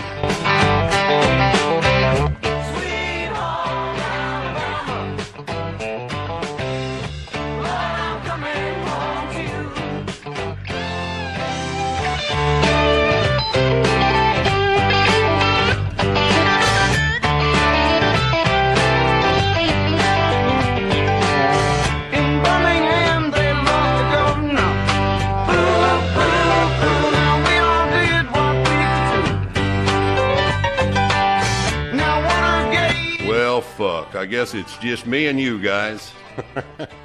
I couldn't get an answer this time. I don't know what happened, but man, I don't know if I hit my, I don't know if I adjusted my board wrong or something, but something happened. I'm not sure what it was, but it doesn't matter. Not a whole lot matters now. But anyway, getting back to where I was, I just think that this is a good thing, and hopefully it'll be a good thing for me, and I know it's a good thing for other people. So I'm hoping that you guys out there that support this, you'll jump up off your seat, off your lazy ass, and get on out there and try to help support. Good night. Looky here. What are you doing? I told you I was doing a show. What does it smell? Yeah, okay. Wait just a second. We're gonna talk about that. Did your neighbors get some black Suburbans? Yeah, yeah, that's what I need, right? Oh Lord. What's going on, buddy? How are you? Hang on, I just got your microphone here. Oh, let me get comfortable here. Good night. What have you done? I don't know. Wow, what is that? Well, you know, we had talked before, and I told you that I was probably going to start partaking in the bud a little bit to help me with the pain and stuff like that. And I thought I'd give it a shot, and then I realized that maybe, just maybe, I needed somebody to jump into the. I can see that. Jump into the left seat right now. People, if I know you can't see this at home, Lester has on a T-shirt that has a picture of Nixon with a big red mark through it. He's put some posters on the wall. One of them says "Make love, not war." Yeah. Lester, I'm here to tell you, this isn't the time when you buy a 2-finger. The stuff nowadays is different, and you've got to be careful. You can only take about. Well, I'm not going to do all of this. I wouldn't take more than maybe a hit or two, because it's pretty potent today, from what I understand. But that's just from what I get out of my friends. But yeah, This is not where. Wow, this is nice stuff you have here. Thank Wow. you. Thank you. Thank you. It's wicked looking. So where were you at today? Where were you on your way back from? I was on my way back from a rally, if you can believe it or not, for the legalization of marijuana No. down in Austin. Yes, I was. Really? Did you really? Yeah. Are you joshing me? I'm joshing. I wasn't at a rally down in Austin. No, I was just out doing whatever I had to do. Just doing all kinds of things. I see you called on my cell phone. So now tell me something. This is some nice looking stuff you got here. What would something like this cost somebody? Just I think just, the board ran about $1,600, I think, and Lester, I'm talking about. Oh, I thought you meant my equipment. Well, isn't that weird looking stuff that it looks all fuzzy? It's kind of scary. I think you got a hold of some super stuff here. I think you got a hold of some purple kush that's got what they call some frost on it. Is that what this is? Mm-hmm. That's what it looks like. Smells. That is. Whoa. That is some nice. You should all know if Lester's going to do it, he's going to go big or he's not going to go. That's right. Go big or go home, right? That's right. Go big or go home. So I'm really excited for you here, but I got to tell you, looking out these blinds. Hell, now they've got 3 of them now. Yeah. Why would somebody buy 3 black Suburbans? I don't understand. No, I'm joking. I'm joking with you, Lester. I know you are. I'm proud of you, and I think that it's perfectly within your right. I mean, we talked. I don't know if we talked before on my show or on your show about Nixon was the one that was responsible for having a class a schedule. Yeah, we did. I think we talked. And he was advised not to, Lester. He was advised by a committee appointed by him that was headed up by the governor of Pennsylvania that came back with the Schaefer report stating there's nothing in the world that would harm you or anybody else under the effects of cannabis. And he didn't like that. He said, no, that's not what I wanted. And so he tore it up and said, no, I want it made, because he did not like the fact that there were a bunch of what he called potheads that were protesting the war outside of his residence as the White House. And so he wanted it to be made as ugly and as wrong as everything bad in the world at that time. He wanted it to be scheduled along with, he did not like homosexuals. He did not like a lot of things, and it was wrong. And if it were not for Nixon, and don't get me wrong, I believe that Nixon was one of the finest presidents that we ever had. But as far as this goes, I think that was the time that, they say the earth stood still. I think it's when I think it was one of this country's worst. I tend to agree. I think that Nixon had almost a fetish, if you will, with about law enforcement, and I don't think he thought much of the people. As far as, I think he looked down on a lot of people, and he especially looked down. I don't know if you remember when he felt like he had to make Elvis Presley like some kind of drug agent and awarded him that. I think that he absolutely hated every minute of that because he despised Elvis Presley and what he stood for. And what he stood for was young people. And I think as good a president as Nixon was, I think he really resented young people and their ability to make decisions in the way of voting. And I really think that you're right. He hated the idea of pot-smoking hippies. He hated the idea of homosexuals. He hated anything like that that today apparently is widely accepted. I think the reason he hated the youth was he had so many problems with his daughter, and that there were so many youth in that day against him for what he was doing in Vietnam. Right. I mean, I honestly know. I mean, because I have studied this, the history books. Now, I don't remember it, but I do know that what I'm speaking of is 100% fact.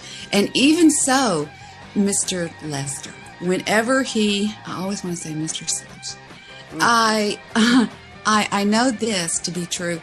The person that he appointed to head up this, and it was the most comprehensive study of marijuana in the history of the United States. The person that he appointed to head up the committee to do the research was, like I said, he was the former governor of Pennsylvania, and he was a former prosecutor. So, as you know, when you have somebody in office that's a former prosecutor, you can either have a defense judge or a prosecuting judge. He was a prosecutor, and he did that on purpose, thinking that this man was going to come back and say that weed was the seed of all evil, and he didn't. He tried everything. He did so much comprehensive study on it, and he came back with a report, and you guys can look it up, the Schaefer report. He came up with nothing. He said, there's absolutely nothing wrong with this, period. Wow. And Nixon said, Wow. You know, I think that the fact that you know all of this is just, I mean, you came in totally unprepared, and that's kind of, I think that's cool. I like it when somebody, like, just knows their shit, you know? Do you know what I'm saying? I mean, you impressed me. Jack of all trades, master of none. Well, at least any that I would talk about anyway. Excuse me. Excuse me while I whip this out. Well, I'm doing my best. Lester even has one of those Zippos with a peace sign on it. Well. A peace sign.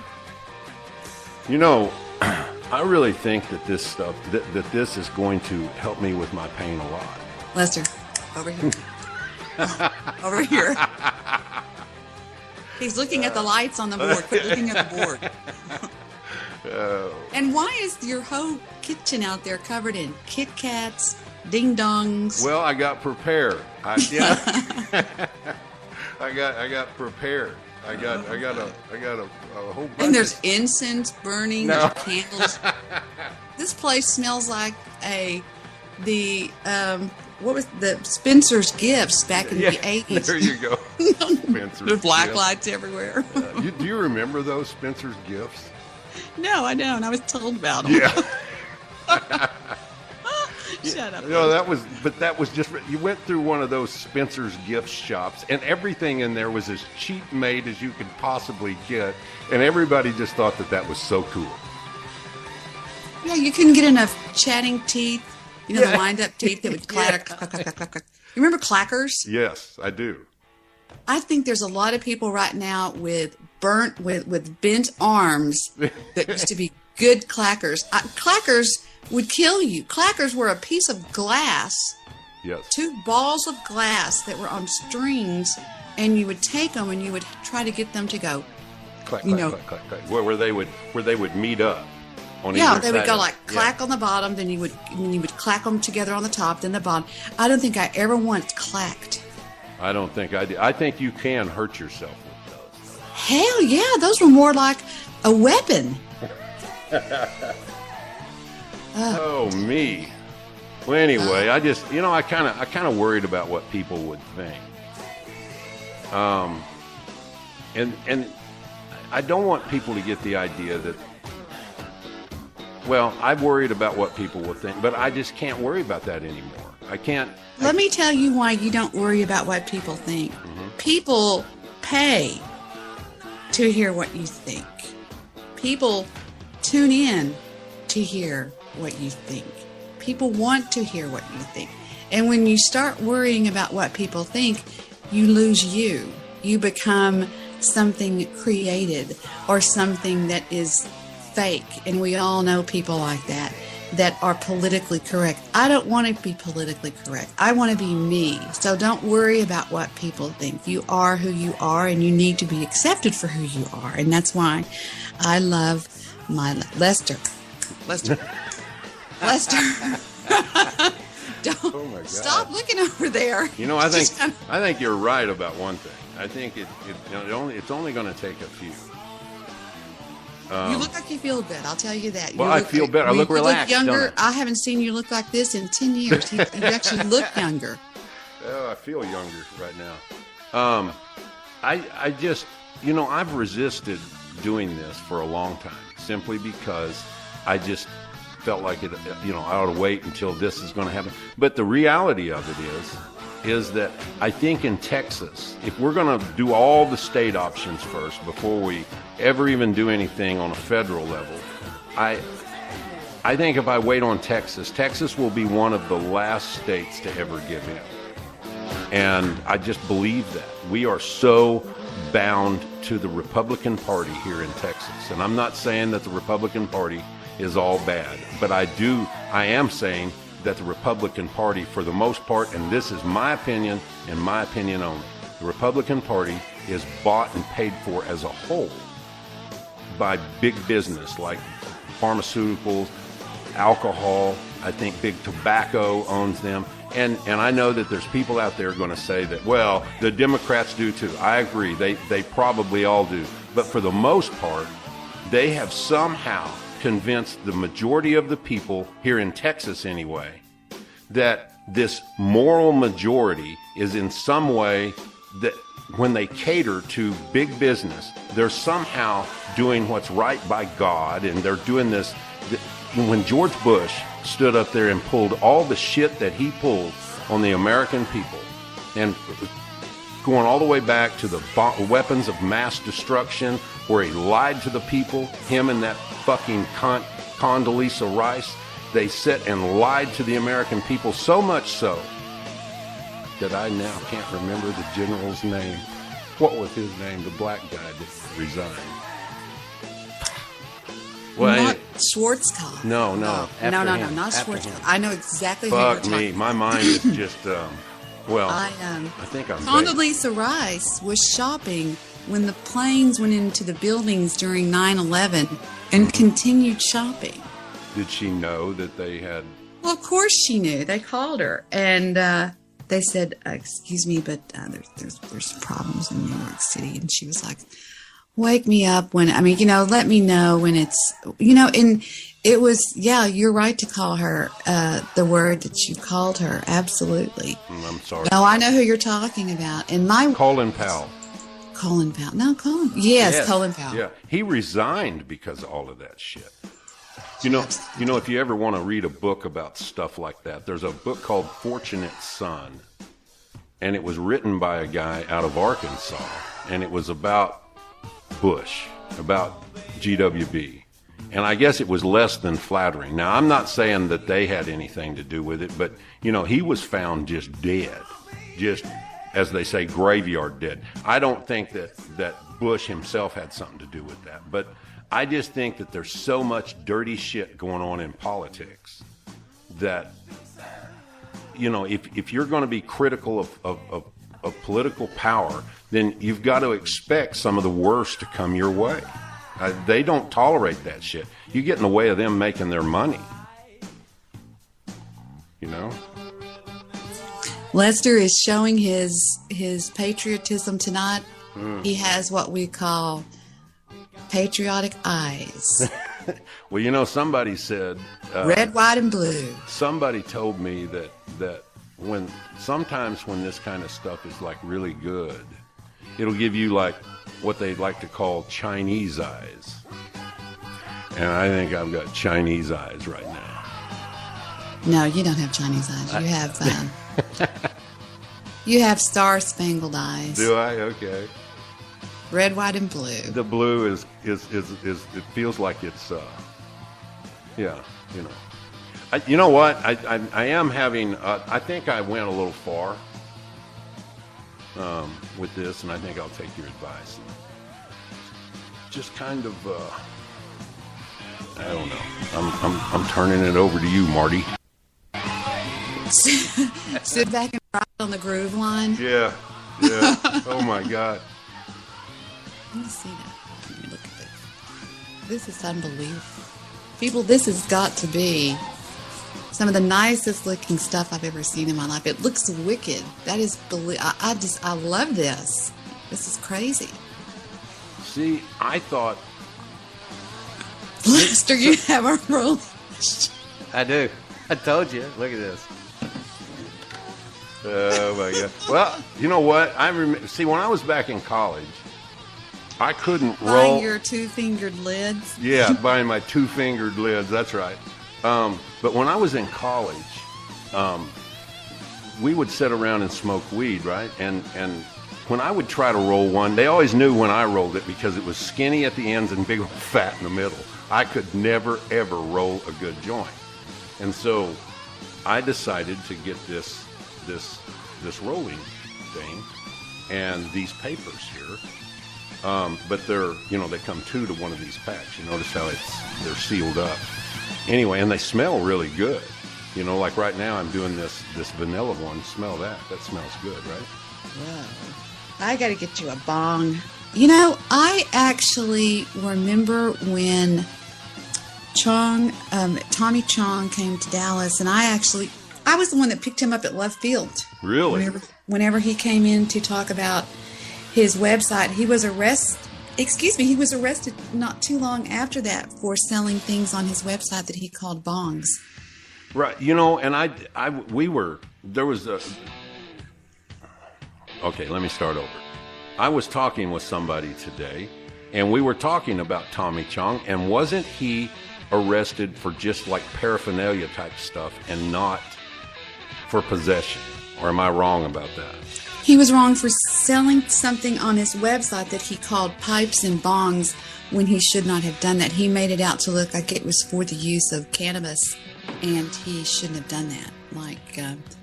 You can sell anything as long as you, according to our government, as long as you lie about it and make out like it's for something else, then you can sell it, which is absolutely ridiculous. Can you put a sticker on it that says novelty? Mm-hmm. Absolutely. I mean, you have to sell it as things like you have to say that you smoke tobacco and things out of it, which are ridiculous. They put that poor guy, Tommy Chong, of all people, Dave's not here. Yes. That sweet guy in jail for that. And how long did he stay in jail? Do you know? 3 years. 3 fucking years for selling some bongs. There's people in the state of Minnesota right now doing life for possession of a joint. You know what? I heard about a guy several years ago that this guy several years ago. He got arrested for some possession of marijuana, and it was like an ounce or less or something. And he's doing life in Minnesota. What the fuck is that all about? I don't know, but if they legalize it, there's an army of attorneys that are going to work to get those people out. So. Jesus Christ! Well, you would think that they would be able to, and I would think that the same people that would give these kids life are the same morons. I don't even know why are these people in this position to do this. As people, we are supposed to have the power to recognize that somebody is not fit to serve in that office or whatever, and then we vote out that prosecuting attorney. We vote out the DA. We get him out of office or whatever. But I just don't even understand why we continue to let these old fuddy-duddies and their old Nixon and Reagan styles away. And I realize that Reagan's a lovable guy.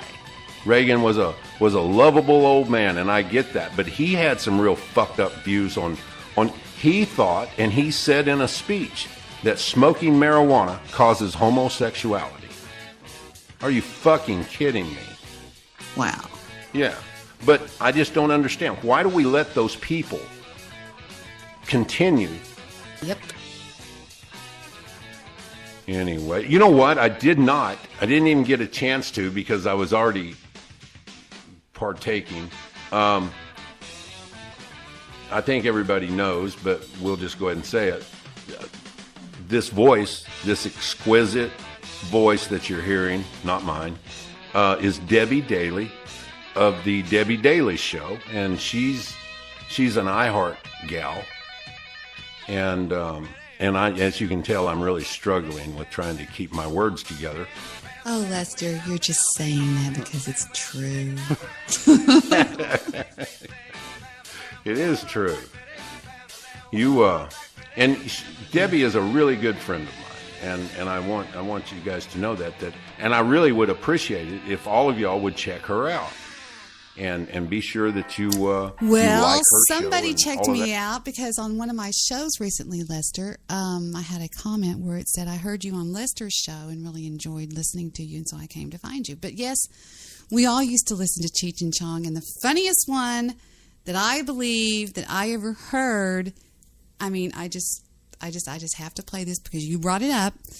It is from, actually, I don't remember which album it was from, but it is called Earache My Eye. Enjoy it.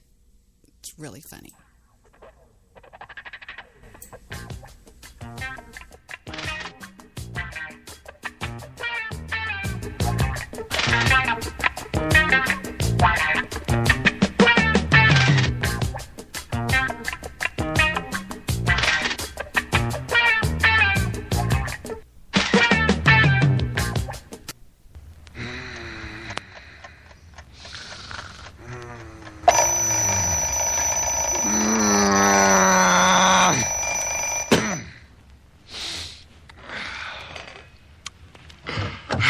Hang on, Audrey. I just paid to have an unbelievable thing done for you guys. Hold on.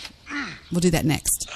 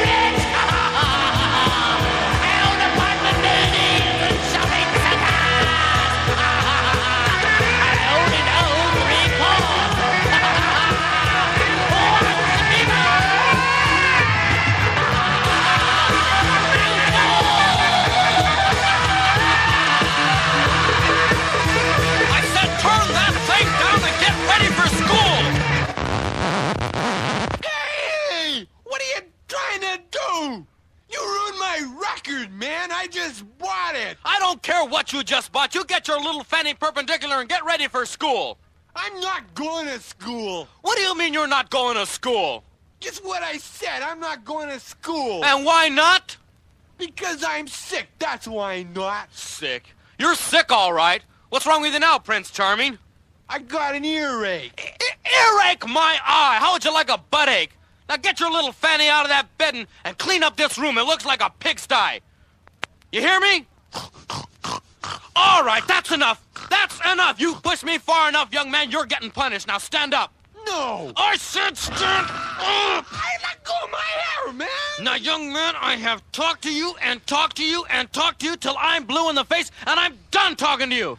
Good. Does that mean you're done spitting on me, too? Shut up. I'm not done talking to you. Now turn around and bend over. Oh, what are you going to do, you pervert? Pervert? Why, you snotty nose? Oh, shut up. I haven't even touched it yet. Now I want you to know this is going to hurt you a lot more than it's going to hurt me. Oh, wow. That didn't even hurt. Oh, yeah? Oh, wow. What are you trying to do, tickle me? Tickle you? Yeah, I'll tickle you. Ow! Oh, is that tickle, huh? Come on, let it tickle. Come on, laugh it up, funny boy. No more. All right, now you gonna do what I tell you? Yeah. You gonna talk back to me? Yeah. What? I mean, no. All right. Now you get your clothes on and get your little butt ready for school. Right now, do you understand? Yeah. All right.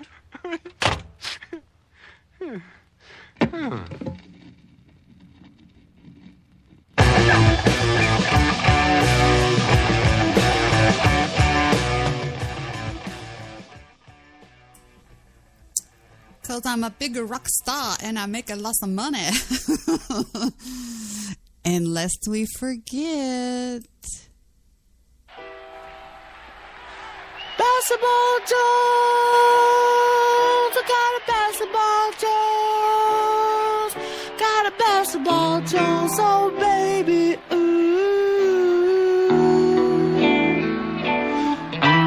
Yes, I'm the victim of a basketball Jones.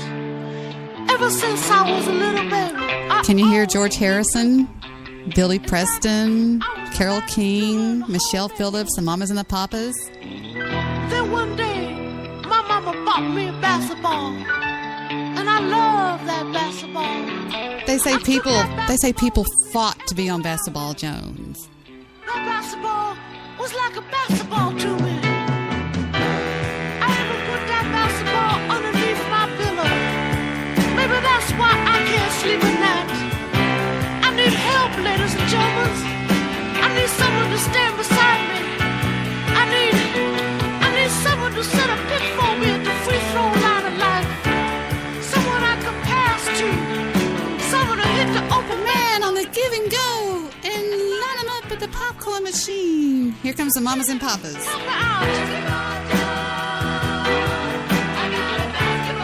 You know, when that first guitar riff hits, you can tell that is classic George Harrison.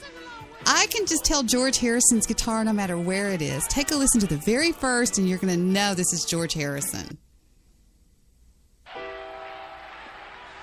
Basketball Jones, I got a basketball Jones, oh baby, ooh. Yes, I'm the victim of a basketball Jones. Ever since I was a little baby, I always be dribbling. In fact, you know what I mean? You can just tell George Jones. Did I say George Jones the whole time? I meant George. I'm like that. I meant George Harrison.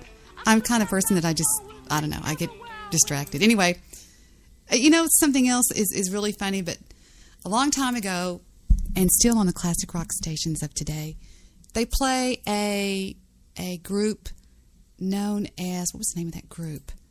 Okay, hold on, Debbie. I forget the name of it. The name of the group was, I'm drawing a blank. I mean, I know what I'm trying to think of, and I can't think of it. I have something ready for Audrey. I have something to talk about Lester. And I'm sitting here looking at a solid silver pineapple that my son bought me on a necklace. He is so goofy. From Tiffany, if you can believe that. If I start talking about something else, it'll hit me. Okay, it just hit me. No, it didn't. Rats. What was the name of that? Rats. I can't think of it. Rats. Rats. Hold on, let me turn on Basketball Jones a little bit more. That basketball was like a basketball to me.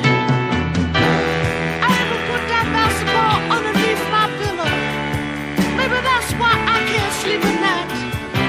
I need help, ladies and gentlemen. I need someone to stand beside me. I need someone to set a pick for me at the free throw line of life. Someone I can pass to. Someone to hit the open man on the give and go. And not end up in the popcorn machine. So cheerleaders, help me out. Oh, that sounds so sweet. Sing it out. Come on, Coach Booty and Red Blazer, sing along with us. Every band, honey. Yeah, I'm here. I want everybody in the whole state to stand up and sing with us. Oh, yeah. Sing it out like you're proud. All right, everybody watching Coast to Coast, sing along with us. Bill Russell, sing along with us. Chuck Hearn, sing along with us. Chris Shannon, don't sing nothing. Oh, it feels so good. Give me the ball. I'm a one-on-one against the world.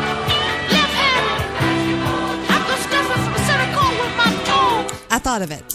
It came to me just like that. Okay, there was a group in the 70s.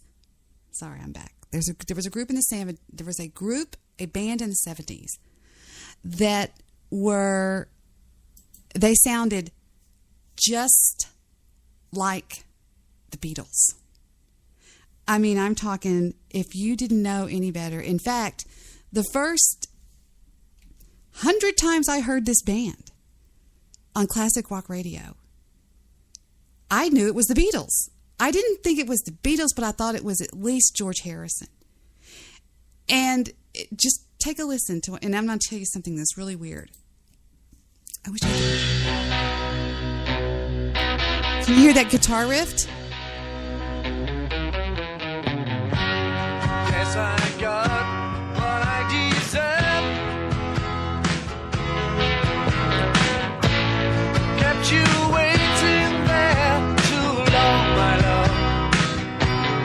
I know. It was this song on on Breaking Bad. The final song.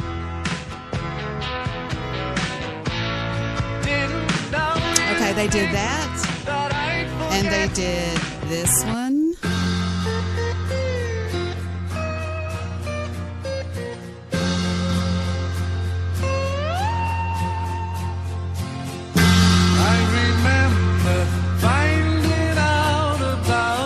Here's the sad thing about them. They sounded so much like the Beatles, they committed suicide. You're going, what? Actually, they did. If I can remember, I had to look this up one time. They were a Welsh band from over there. They were made up of Peter Ham, Mike Gibbons, Tom Evans, and Joey Mullen. And what happened is they fell apart because it's really sad. They were signed to Apple, and so many people gave them grief over sounding like the Beatles that they didn't think that they could ever make it.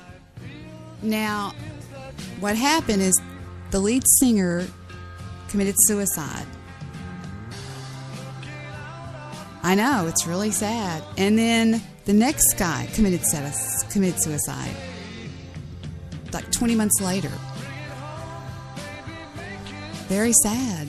And it was due to the fact that they would never make it because everybody in the business said, you're just trying to copy the Beatles.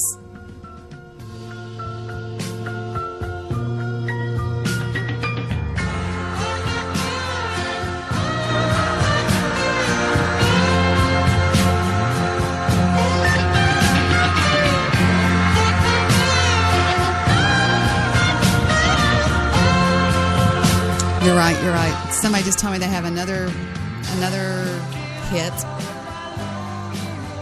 don't know if I see it over here.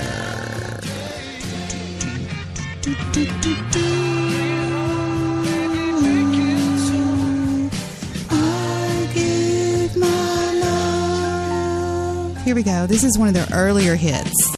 This one.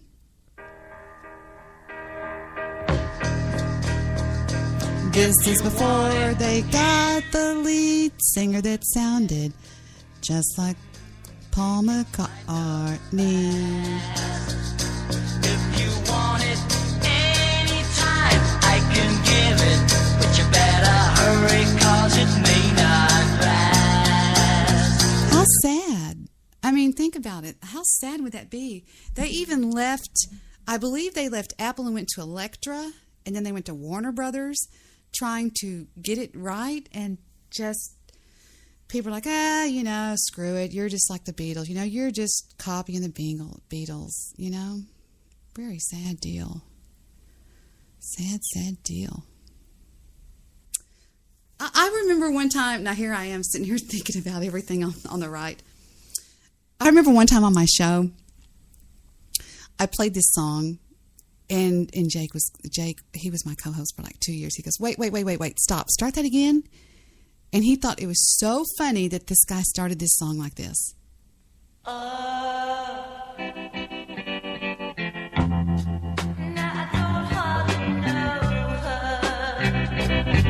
He was like, what did he just go?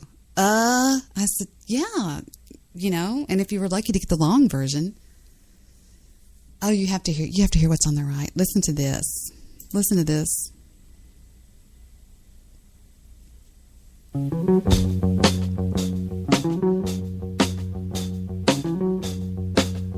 Remember My Dog Sam Eats Purple Flowers?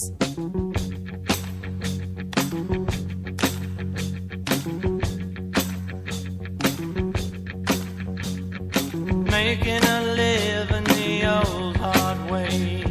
Taking and giving my day by day. I dig snow and rain and a bright sunshine. Did y'all remember this one? And the remake that blew it away?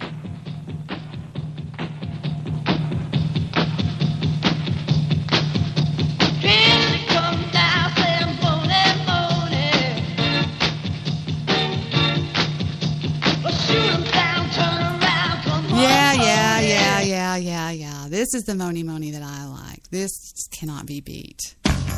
Oh, yeah. Let me tell you something. I liked this guy so much that I had an attorney buy me posters for my room of this guy.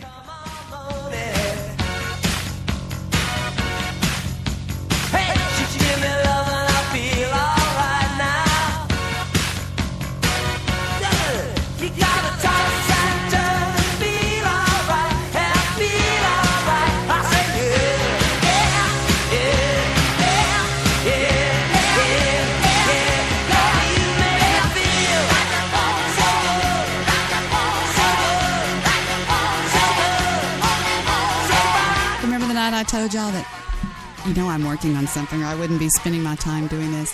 Remember I told you that when I got married, my wedding, there still is a video of my brother and I dancing like crazy maniacs to this song, and I've got a bottle of champagne in one hand. It's really funny. David requested it. It's my brother.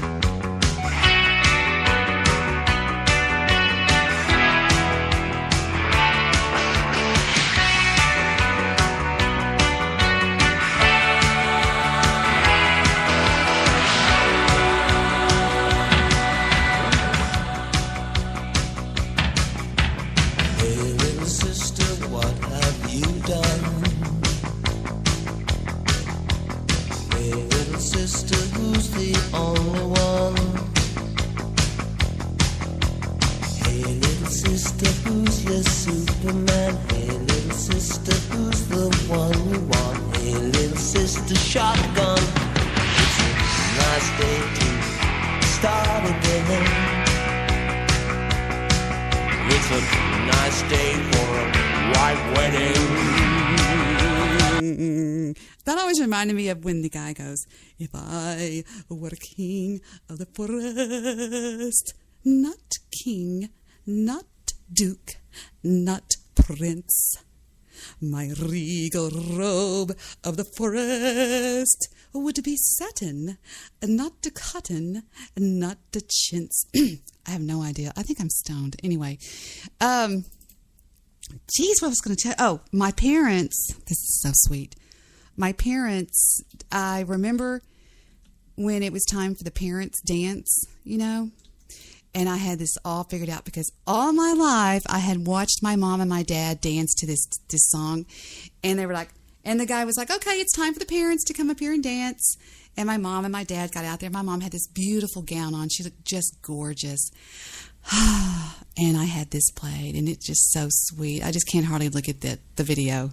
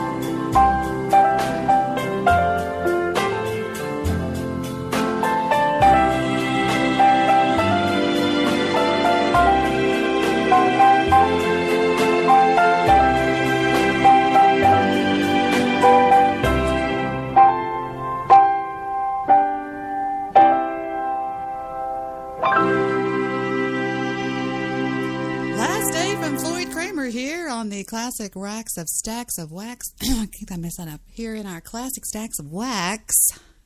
Now, moving on to something I promised somebody earlier, and that is a full-fledged compatibility reading. Now, here we go. I'm just going to have to say the names.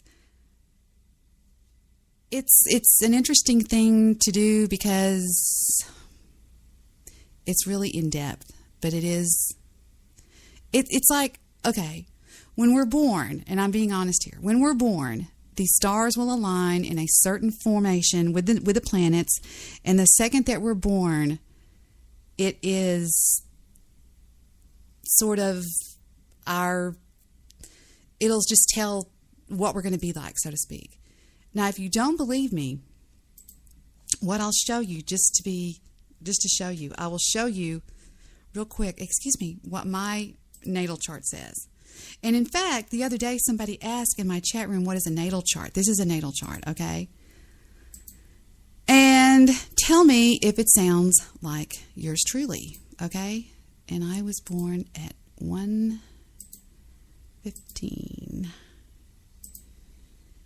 And I was born in da-da-da-da-da. Da-da-da-da-da. Here we go.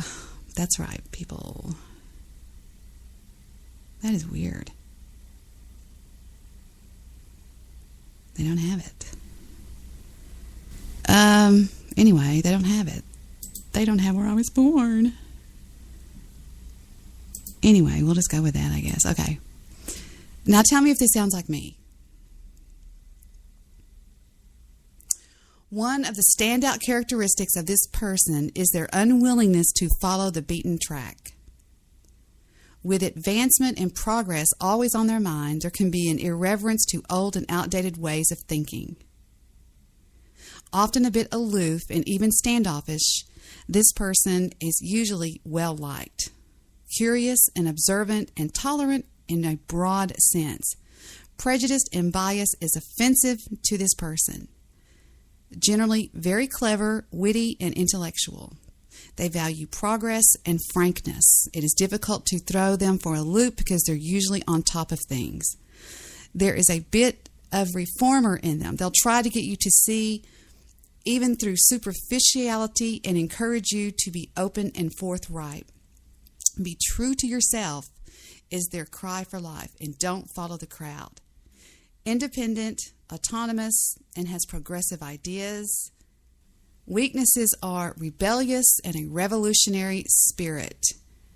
A deep need to understand the world around her. She has high ideas and has her eye on the horizon, looking ahead, and at times can seem a bit restless. Proud of her knowledge and proud of her morals. She avoids self-righteousness in her enthusiasm to share her knowledge. When used correctly, she is tolerant, adventurous, and curious.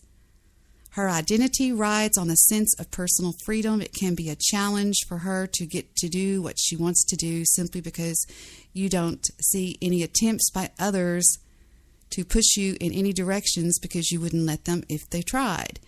Very dynamic person who questions tradition, questions authority, and yet paradoxically, I never can say that. She can be quite set in her ways. Although a humanitarian at heart, she can be a little brusque when it comes to sentimentality or what she perceives to be excessive attachment. She works best when she manages her own schedule, and her work seems to come in spurts. When she is hit with a creative inspiration, she is capable of tremendous work effort. However, she can be very temperamental, and it's very hard for her to pour her heart and soul into something that she doesn't feel right about. She has a desire to be something special or experience something more than just the ordinary, mundane life. She is a daydreamer and an idealist. I told y'all one time on the show that the very first report card that I have is framed. Part of it is. And it says, from my very first day in first grade, comment on the report card, Debbie is a daydreamer. It is not easy. No, wait. I read the wrong line. She is a daydreamer. She's an idealist. It is easy for her to trust people. Even people that might seem from the outside looking in to be unsavory types. She is looking to identify with something beyond what is normal, especially people. She may have had a childhood that didn't help her direct or define her life. Perhaps even early family life was lacking in supervision or clearly defined rules. A mother figure may have been absent or distant and ineffective. She may have had a glorified image of somebody in her life. Whether the image is clear or positive or negative, it is very clear to her. Whether the case may be, she struggles with defining who she is. She may gravitate towards the wrong people and get in with the wrong crowd. Did I tell you? They express their affection for the people that they care about in little but practical ways. They can be a little stiff when it comes to open, gushy displays of affection. What did I tell you yesterday? I am not a gushy person. I am not I'm not kissy, lovey. Now, I'm a fiend in the sack. I'm joking.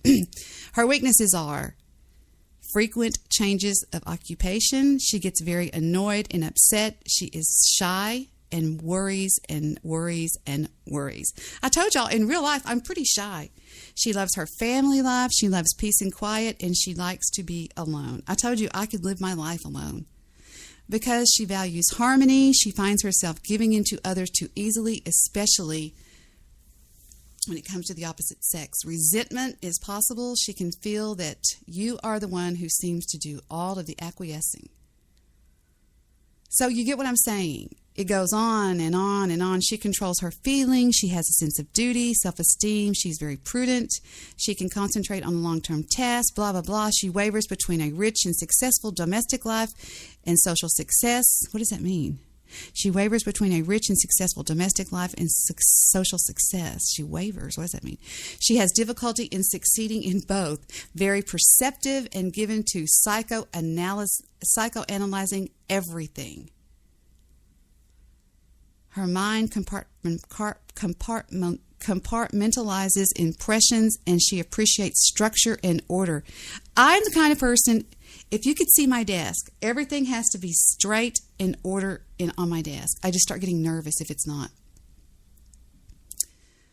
She can be tormented at night. She likes research, investigations, inquiries, and she is a lifelong student. She is fascinated with all that is unexplored, mysterious, taboo, secret, and psychological. I told y'all what I majored in. Loves research and has a great mind. She wants to know the motivation behind what people do. She has a good mind for financial strategy. I have got ideas for businesses that would go on forever. Venus, you've got it. They are attractive even when they are a little bit aloof. Her biggest asset is her attraction. Oh, that's Gunner. Her attractiveness to the opposite sex. They don't want you to acknowledge and appreciate that they don't follow the beaten track. They want you to acknowledge, this is talking about me, to appreciate. They want you to acknowledge and appreciate that they don't follow the beaten track in matters of the heart. These women are attracted to unusual and unconventional relationships. They do not want to follow all rules. They are threatened by restrictions of any kind. I'm the kind of person, hey, do what you want to do. I could care less. Bye. While she is passionate, she likes carnal desires and voluptuousness above all. She may go to excess and is often unsatisfied. She is highly creative and generally driven to express blah, blah, blah, blah. She is nonchalant. She could give a fuck. She has good taste, blah, blah, blah, blah, blah, blah, blah. So here's what I'm saying. What I'm saying is, I have yet to read one of these that just didn't nail the person. I mean, just nail them. Absolutely nail them. She cannot carry through her plans and schemes to the end. These are changeable. She lacks forethought. Shut up. Fuck you. She lacks forethought. She throws herself into things more than reacts to them. Willing to look beyond the superficial. Blah, blah, blah, blah. She is more prone than most to the bad influences of alcohol, medicines, and drugs. These need to be avoided at all cost. Research and investigation becomes natural to her. I'm skipping so much of this. Any travel that she does will only be to visit someone she knows. That's bullshizzle. Nostalgia is very strong in her. Cautious in communication. She usually thinks before she speaks. Conducts family life as a business, rigorously and authoritatively. Great sense of organization. Looks after what she possesses. You're damn right. Gunner, stop it. All right. So having said that, this is a natal chart for two people that are listening right now. One of them. The following aspects concern the possible relationships between the two charts, especially the emotional and romantic part. Number 1, Sean. lack of understanding between the two persons can frequently cause disruptions. They may not have the same intellectual interest or the same taste, and this will result in problems understanding each other or feeling as if they are on the same page. This could lead to conflicts and lies. This union is likely to be completely successful. A couple that is happy to be alive and to live together with a pleasant family and home, total confidence in each other, and with reason, intellectual understanding, similar taste. There is a strong desire to make each other happy. You enjoy each other's company immensely, and you put each other in a happy mood. You make each other laugh, and you feel very open, loose, and jovial around each other. Forgiveness and graciousness characterizes your partnership. Okay. Favorable for all types of communication. It is easy to get the ideas flowing. Great mental energy between the two. However, complete respect for each other's romantic style. Audrey. This is not a defining element of compatibility, but it is supportive. A favorable union, a joyful family life. This couple rarely enters into an adventure lightly and instead tends to work out and think things through. Their relationship will sometimes be agreeable and sometimes be disturbed. It will always be disturbed by outside influences. They will like to share their ideas, which are not always to each other's tastes, so that they may have discussions in order to convince each other of their mistakes, lack of judgment, or lack of taste. An almost magical bond will eventually unite them. There is something more, though, to this relationship. Even though there is a great physical attraction, there is uncontrollable passion, possessiveness, jealousy, and suffocation can come from this relationship.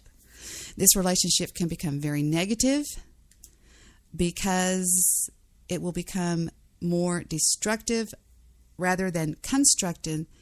Problems will arise on the sexual level. It may be very difficult to get over this relationship if it is possible to get over at all. Ooh, you did not want to hear that, I know.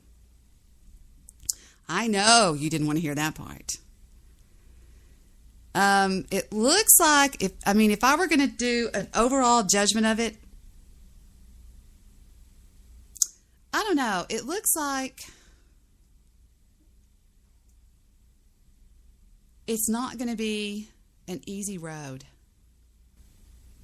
Because it says right here, an uncontrollable great passion which may be a nuisance, and as it is sometimes lacks thought and control, jealousy, possessiveness, and absolute need for the other's presence 24 hours a day can cause issues. However, when trust is in place, they both will appreciate that their relationship growth-oriented and that their relationship is growth-oriented and far from a lifeless routine. Their feelings for each other evolve over time, and you will learn from each other on an emotional level at every twist and turn. The fact is a treasure.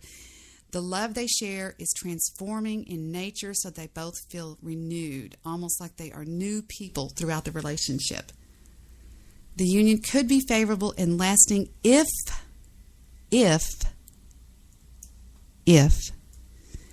you are really looking for a mature person to be with. There can be a certain level. Exactly. That's exact. Yes, because somebody just told me on Skype, it sounds like a relationship that needs constant work. Some relationships, I believe, need constant work. And, okay, here I go, taking off my glasses and looking away from the computer. I've known relationships like this before in my past. Not me personally, but I've known them. And it just seems like there's always some bullshit going on. You know what I mean? And then there's some relationships that are not like that. I mean, I know a couple named Beth and John. They get along like peaches and cream. I mean, they just do. Nothing seems to ever fuck up. Maybe it's because he doesn't, play golf and go here and do that. Because I think women by nature, and like I said, I'm not like this, but most women by nature I've known to be very possessive and very controlling of men. And I've always said, because let me tell y'all a little secret that I've never told you. When I was growing up, my mother was so freaking controlling of my father. I remember as a little girl, and I'm talking a little girl, going with my mom so that my mom could slit my dad's tires. I kid you not. Or going over to some strange apartment complex to find my dad's car. I never remember fighting or any kind of a scene like that, but my mom was always like sneaking around, and my father was usually somewhere where he shouldn't be. And then whatever happened, I don't remember because I didn't really care. But I remember one time, and she was always mad that he was going somewhere. My father would go to the Good Friday golf tournament, which they would go and get on a bus and go somewhere and play golf. I would have loved that.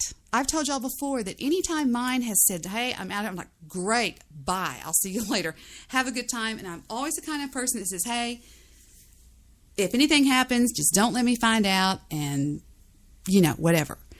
And did I tell you guys that a few years back, not too terribly long ago, Victor calls me and he says, hey, I've got a chance to go play Southern California golf courses with Tommy Armour III and Bob and what's his face?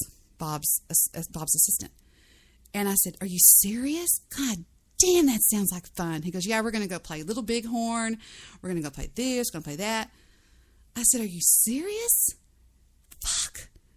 And I said, when? He goes, next weekend. I said, shit. And you know what I said? You need a sport coat. And I went, I even packed him. Because here's the way I look at it. Men are going to do whatever they do. It doesn't matter what the female does. It doesn't matter if she throws a fit. It doesn't matter if she doesn't. They're going to do what they're going to do. Men are men. I was raised around men. I understand men. I understand men more than I understand women. Boy, do I understand women, though. Women make so many mistakes in relationships. And the best way you can handle a relationship is to just sit back and let him come to you. And whenever he comes to you, you make it a nice experience. You're happy. You're not, where have you been? Nah, nah, nah, nah, nah, nah, nah. It just makes my ears itch when I hear women doing that to men on the phone. I'm like, what are you doing? Are you crazy? You have to become what they call a soft place to fall. I don't care how long you've been together. You have to be that place where he's gone out to slay the dragons or whatever. And when he comes home, you have to be better than any woman out there so that he can think, yeah, I could go and have a few rounds with you, but I'd rather go home and have a few rounds with her. We have another message on Skype from somebody that says the best relationship, in their opinion, is one where both people get it. Absolutely. Absolutely. Because the greatest litmus test, now you listen to me, Mrs. Audrey, the greatest litmus test for love is the love between a mother and a child. Truly, that is pretty much all that the history of the world has based judging love on. Because it is a true unconditional love. And sometimes, I guess, between a father and a child, but mostly a mother and a child. And you have to define that. So let's define that. Defining a love between a mother and a child is the want for the betterment of that child. The joy in seeing that child do good. Seeing that child and being their fan, being their, you go. And that is what you have to have when you're in a love relationship. If your partner is your biggest fan and revels in you doing good and wants you to do good, that is who you need to be with. And if they don't, get the fuck away. Excuse my language, but I'm just being dead serious. And the person that, and let me tell you something, guys, there's some toxic relationships out there. I've seen relationships many times when the person was so insecure. It was like, where have you been? You left at 4:15. It's already 5:30. It doesn't take that long to buy groceries. I've seen that everywhere. Just jealous little nitpicking bullshit. And I'm like, God, you hate each other. Why are you together? And then it'll be like, just, all I'm trying to say is that I believe the best relationships are when you don't try to corral somebody. Okay, now I've told y'all many times I don't leash my dogs. I don't. If you don't believe me, I will get on my phone and I will go walk Gunner without a leash. Because that's just the way I've always been. I don't leash my children. I don't believe in leashing men. I believe that I was raised to believe that it's a man's world. And I face it, I'm not a feminist. You know that, Audrey. Everybody knows I'm not a feminist. I wouldn't have been a bra burner or anything. I'm like, fuck it, I know my place. But I do believe, I believe in working and supporting and stuff like that, but I believe this is a man's world that we live in. And I believe in the biblical teachings that we were created as a helpmate. And that is, I was just raised that way. And we are to be there for them. And, and yes, they're there for us. It's really kind of hard to put into words, but yes, they are there for us too. But sort of not in the same way, because,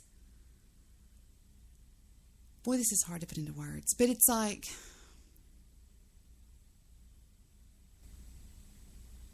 many nights,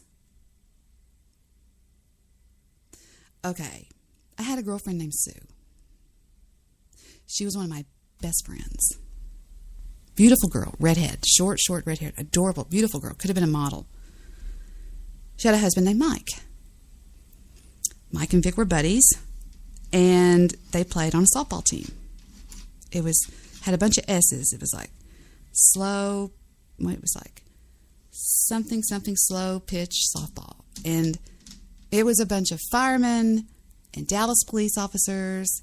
One of them was on Vice, and Mike and Vic and my brother, and they were just a bunch of swinging dicks, okay? And they had an out-of-town tournament. And I was like, my mind was thinking, oh boy, slumber party, shopping, staying up late. She was miserable. She was so miserable. I asked her to stay at my house.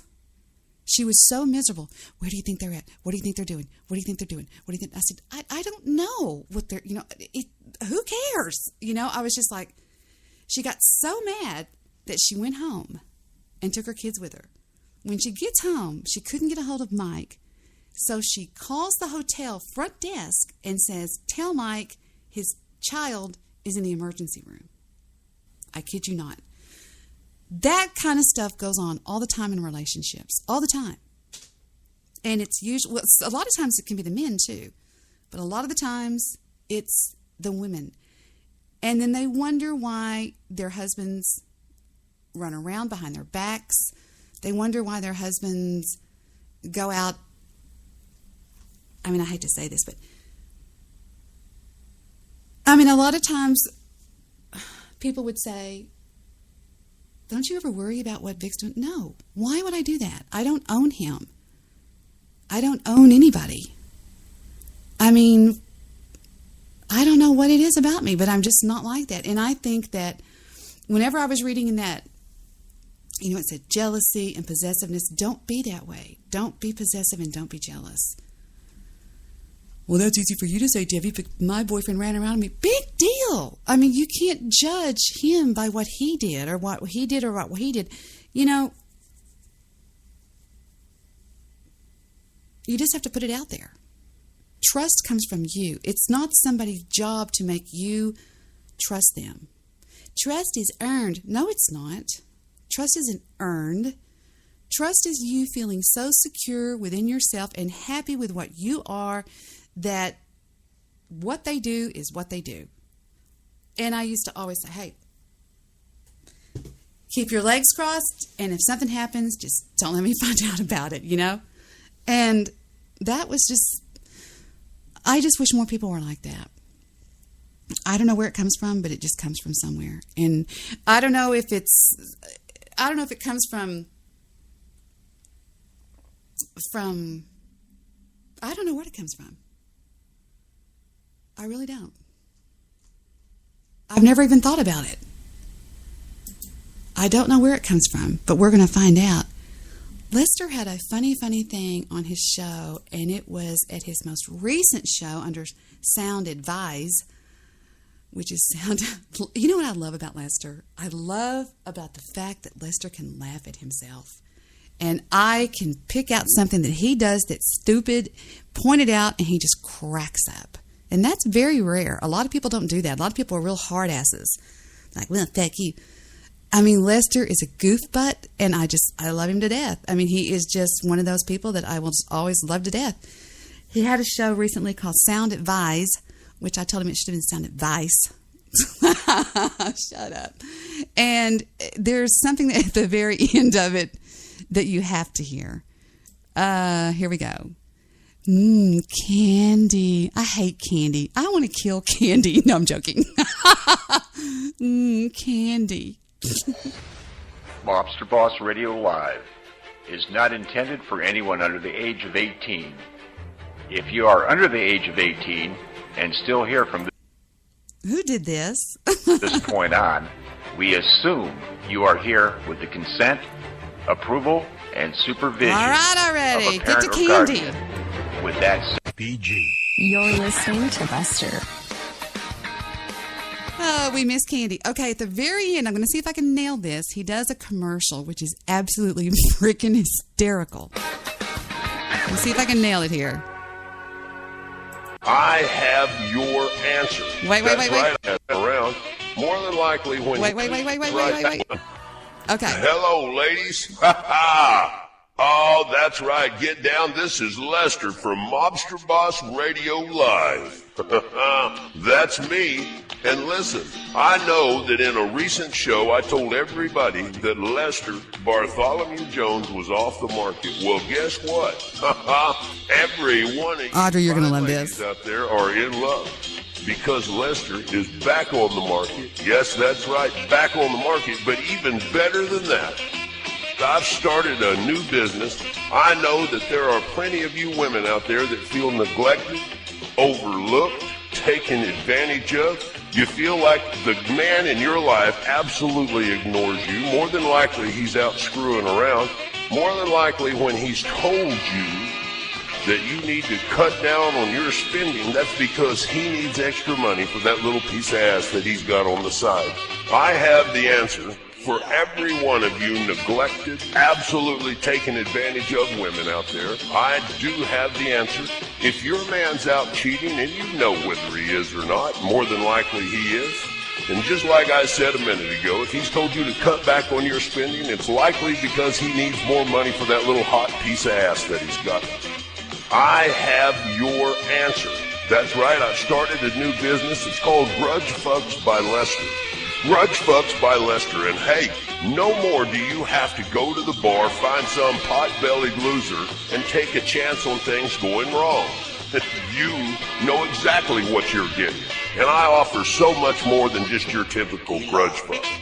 That's right, think about it, ladies. While your husband's out drilling that little hot bod that he's got over on the side, in 24 hours you could have your legs up behind your ears, being drilled by me just like it meant something to me. Ha ha! That's right, remember, picture services available, video services available.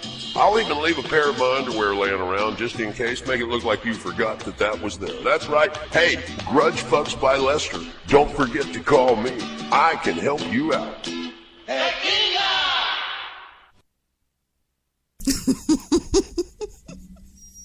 Picture service available, video service available. Hey, I'll even leave a pair of my underwear there. I'm sorry, I think that's funny. He's a nutcase. Mr. White. Mr. White, you did a good song this time. One of my favorites. I have to say it's my favorite. I'm going to play it again as we go off the air, everybody. Slowly off the air.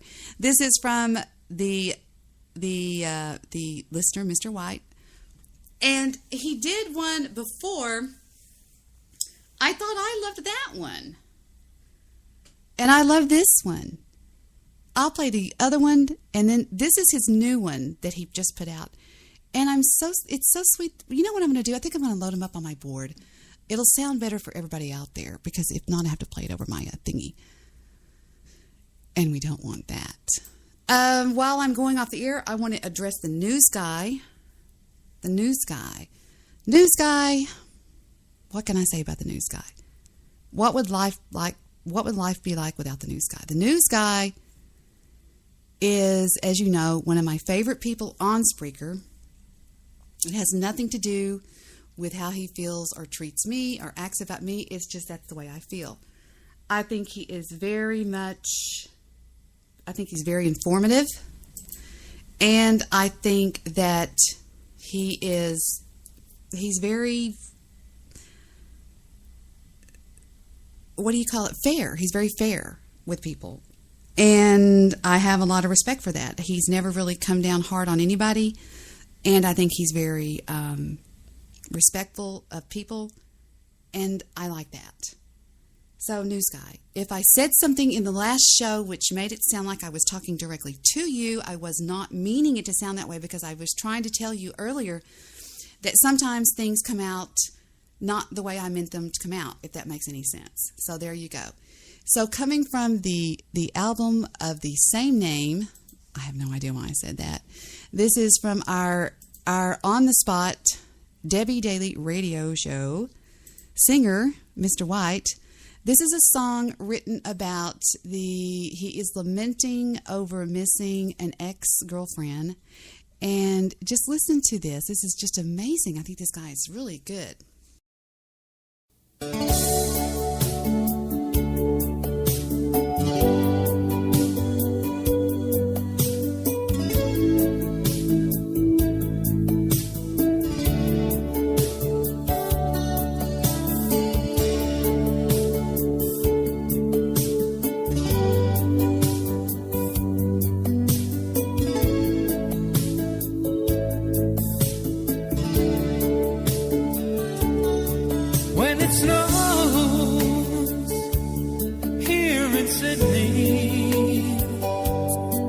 It covers up all my fears. I can't see all of the footprints that I made when you were here. And when it snows, I remember tracks that came before. Under the snow, I can see the footprints she once made.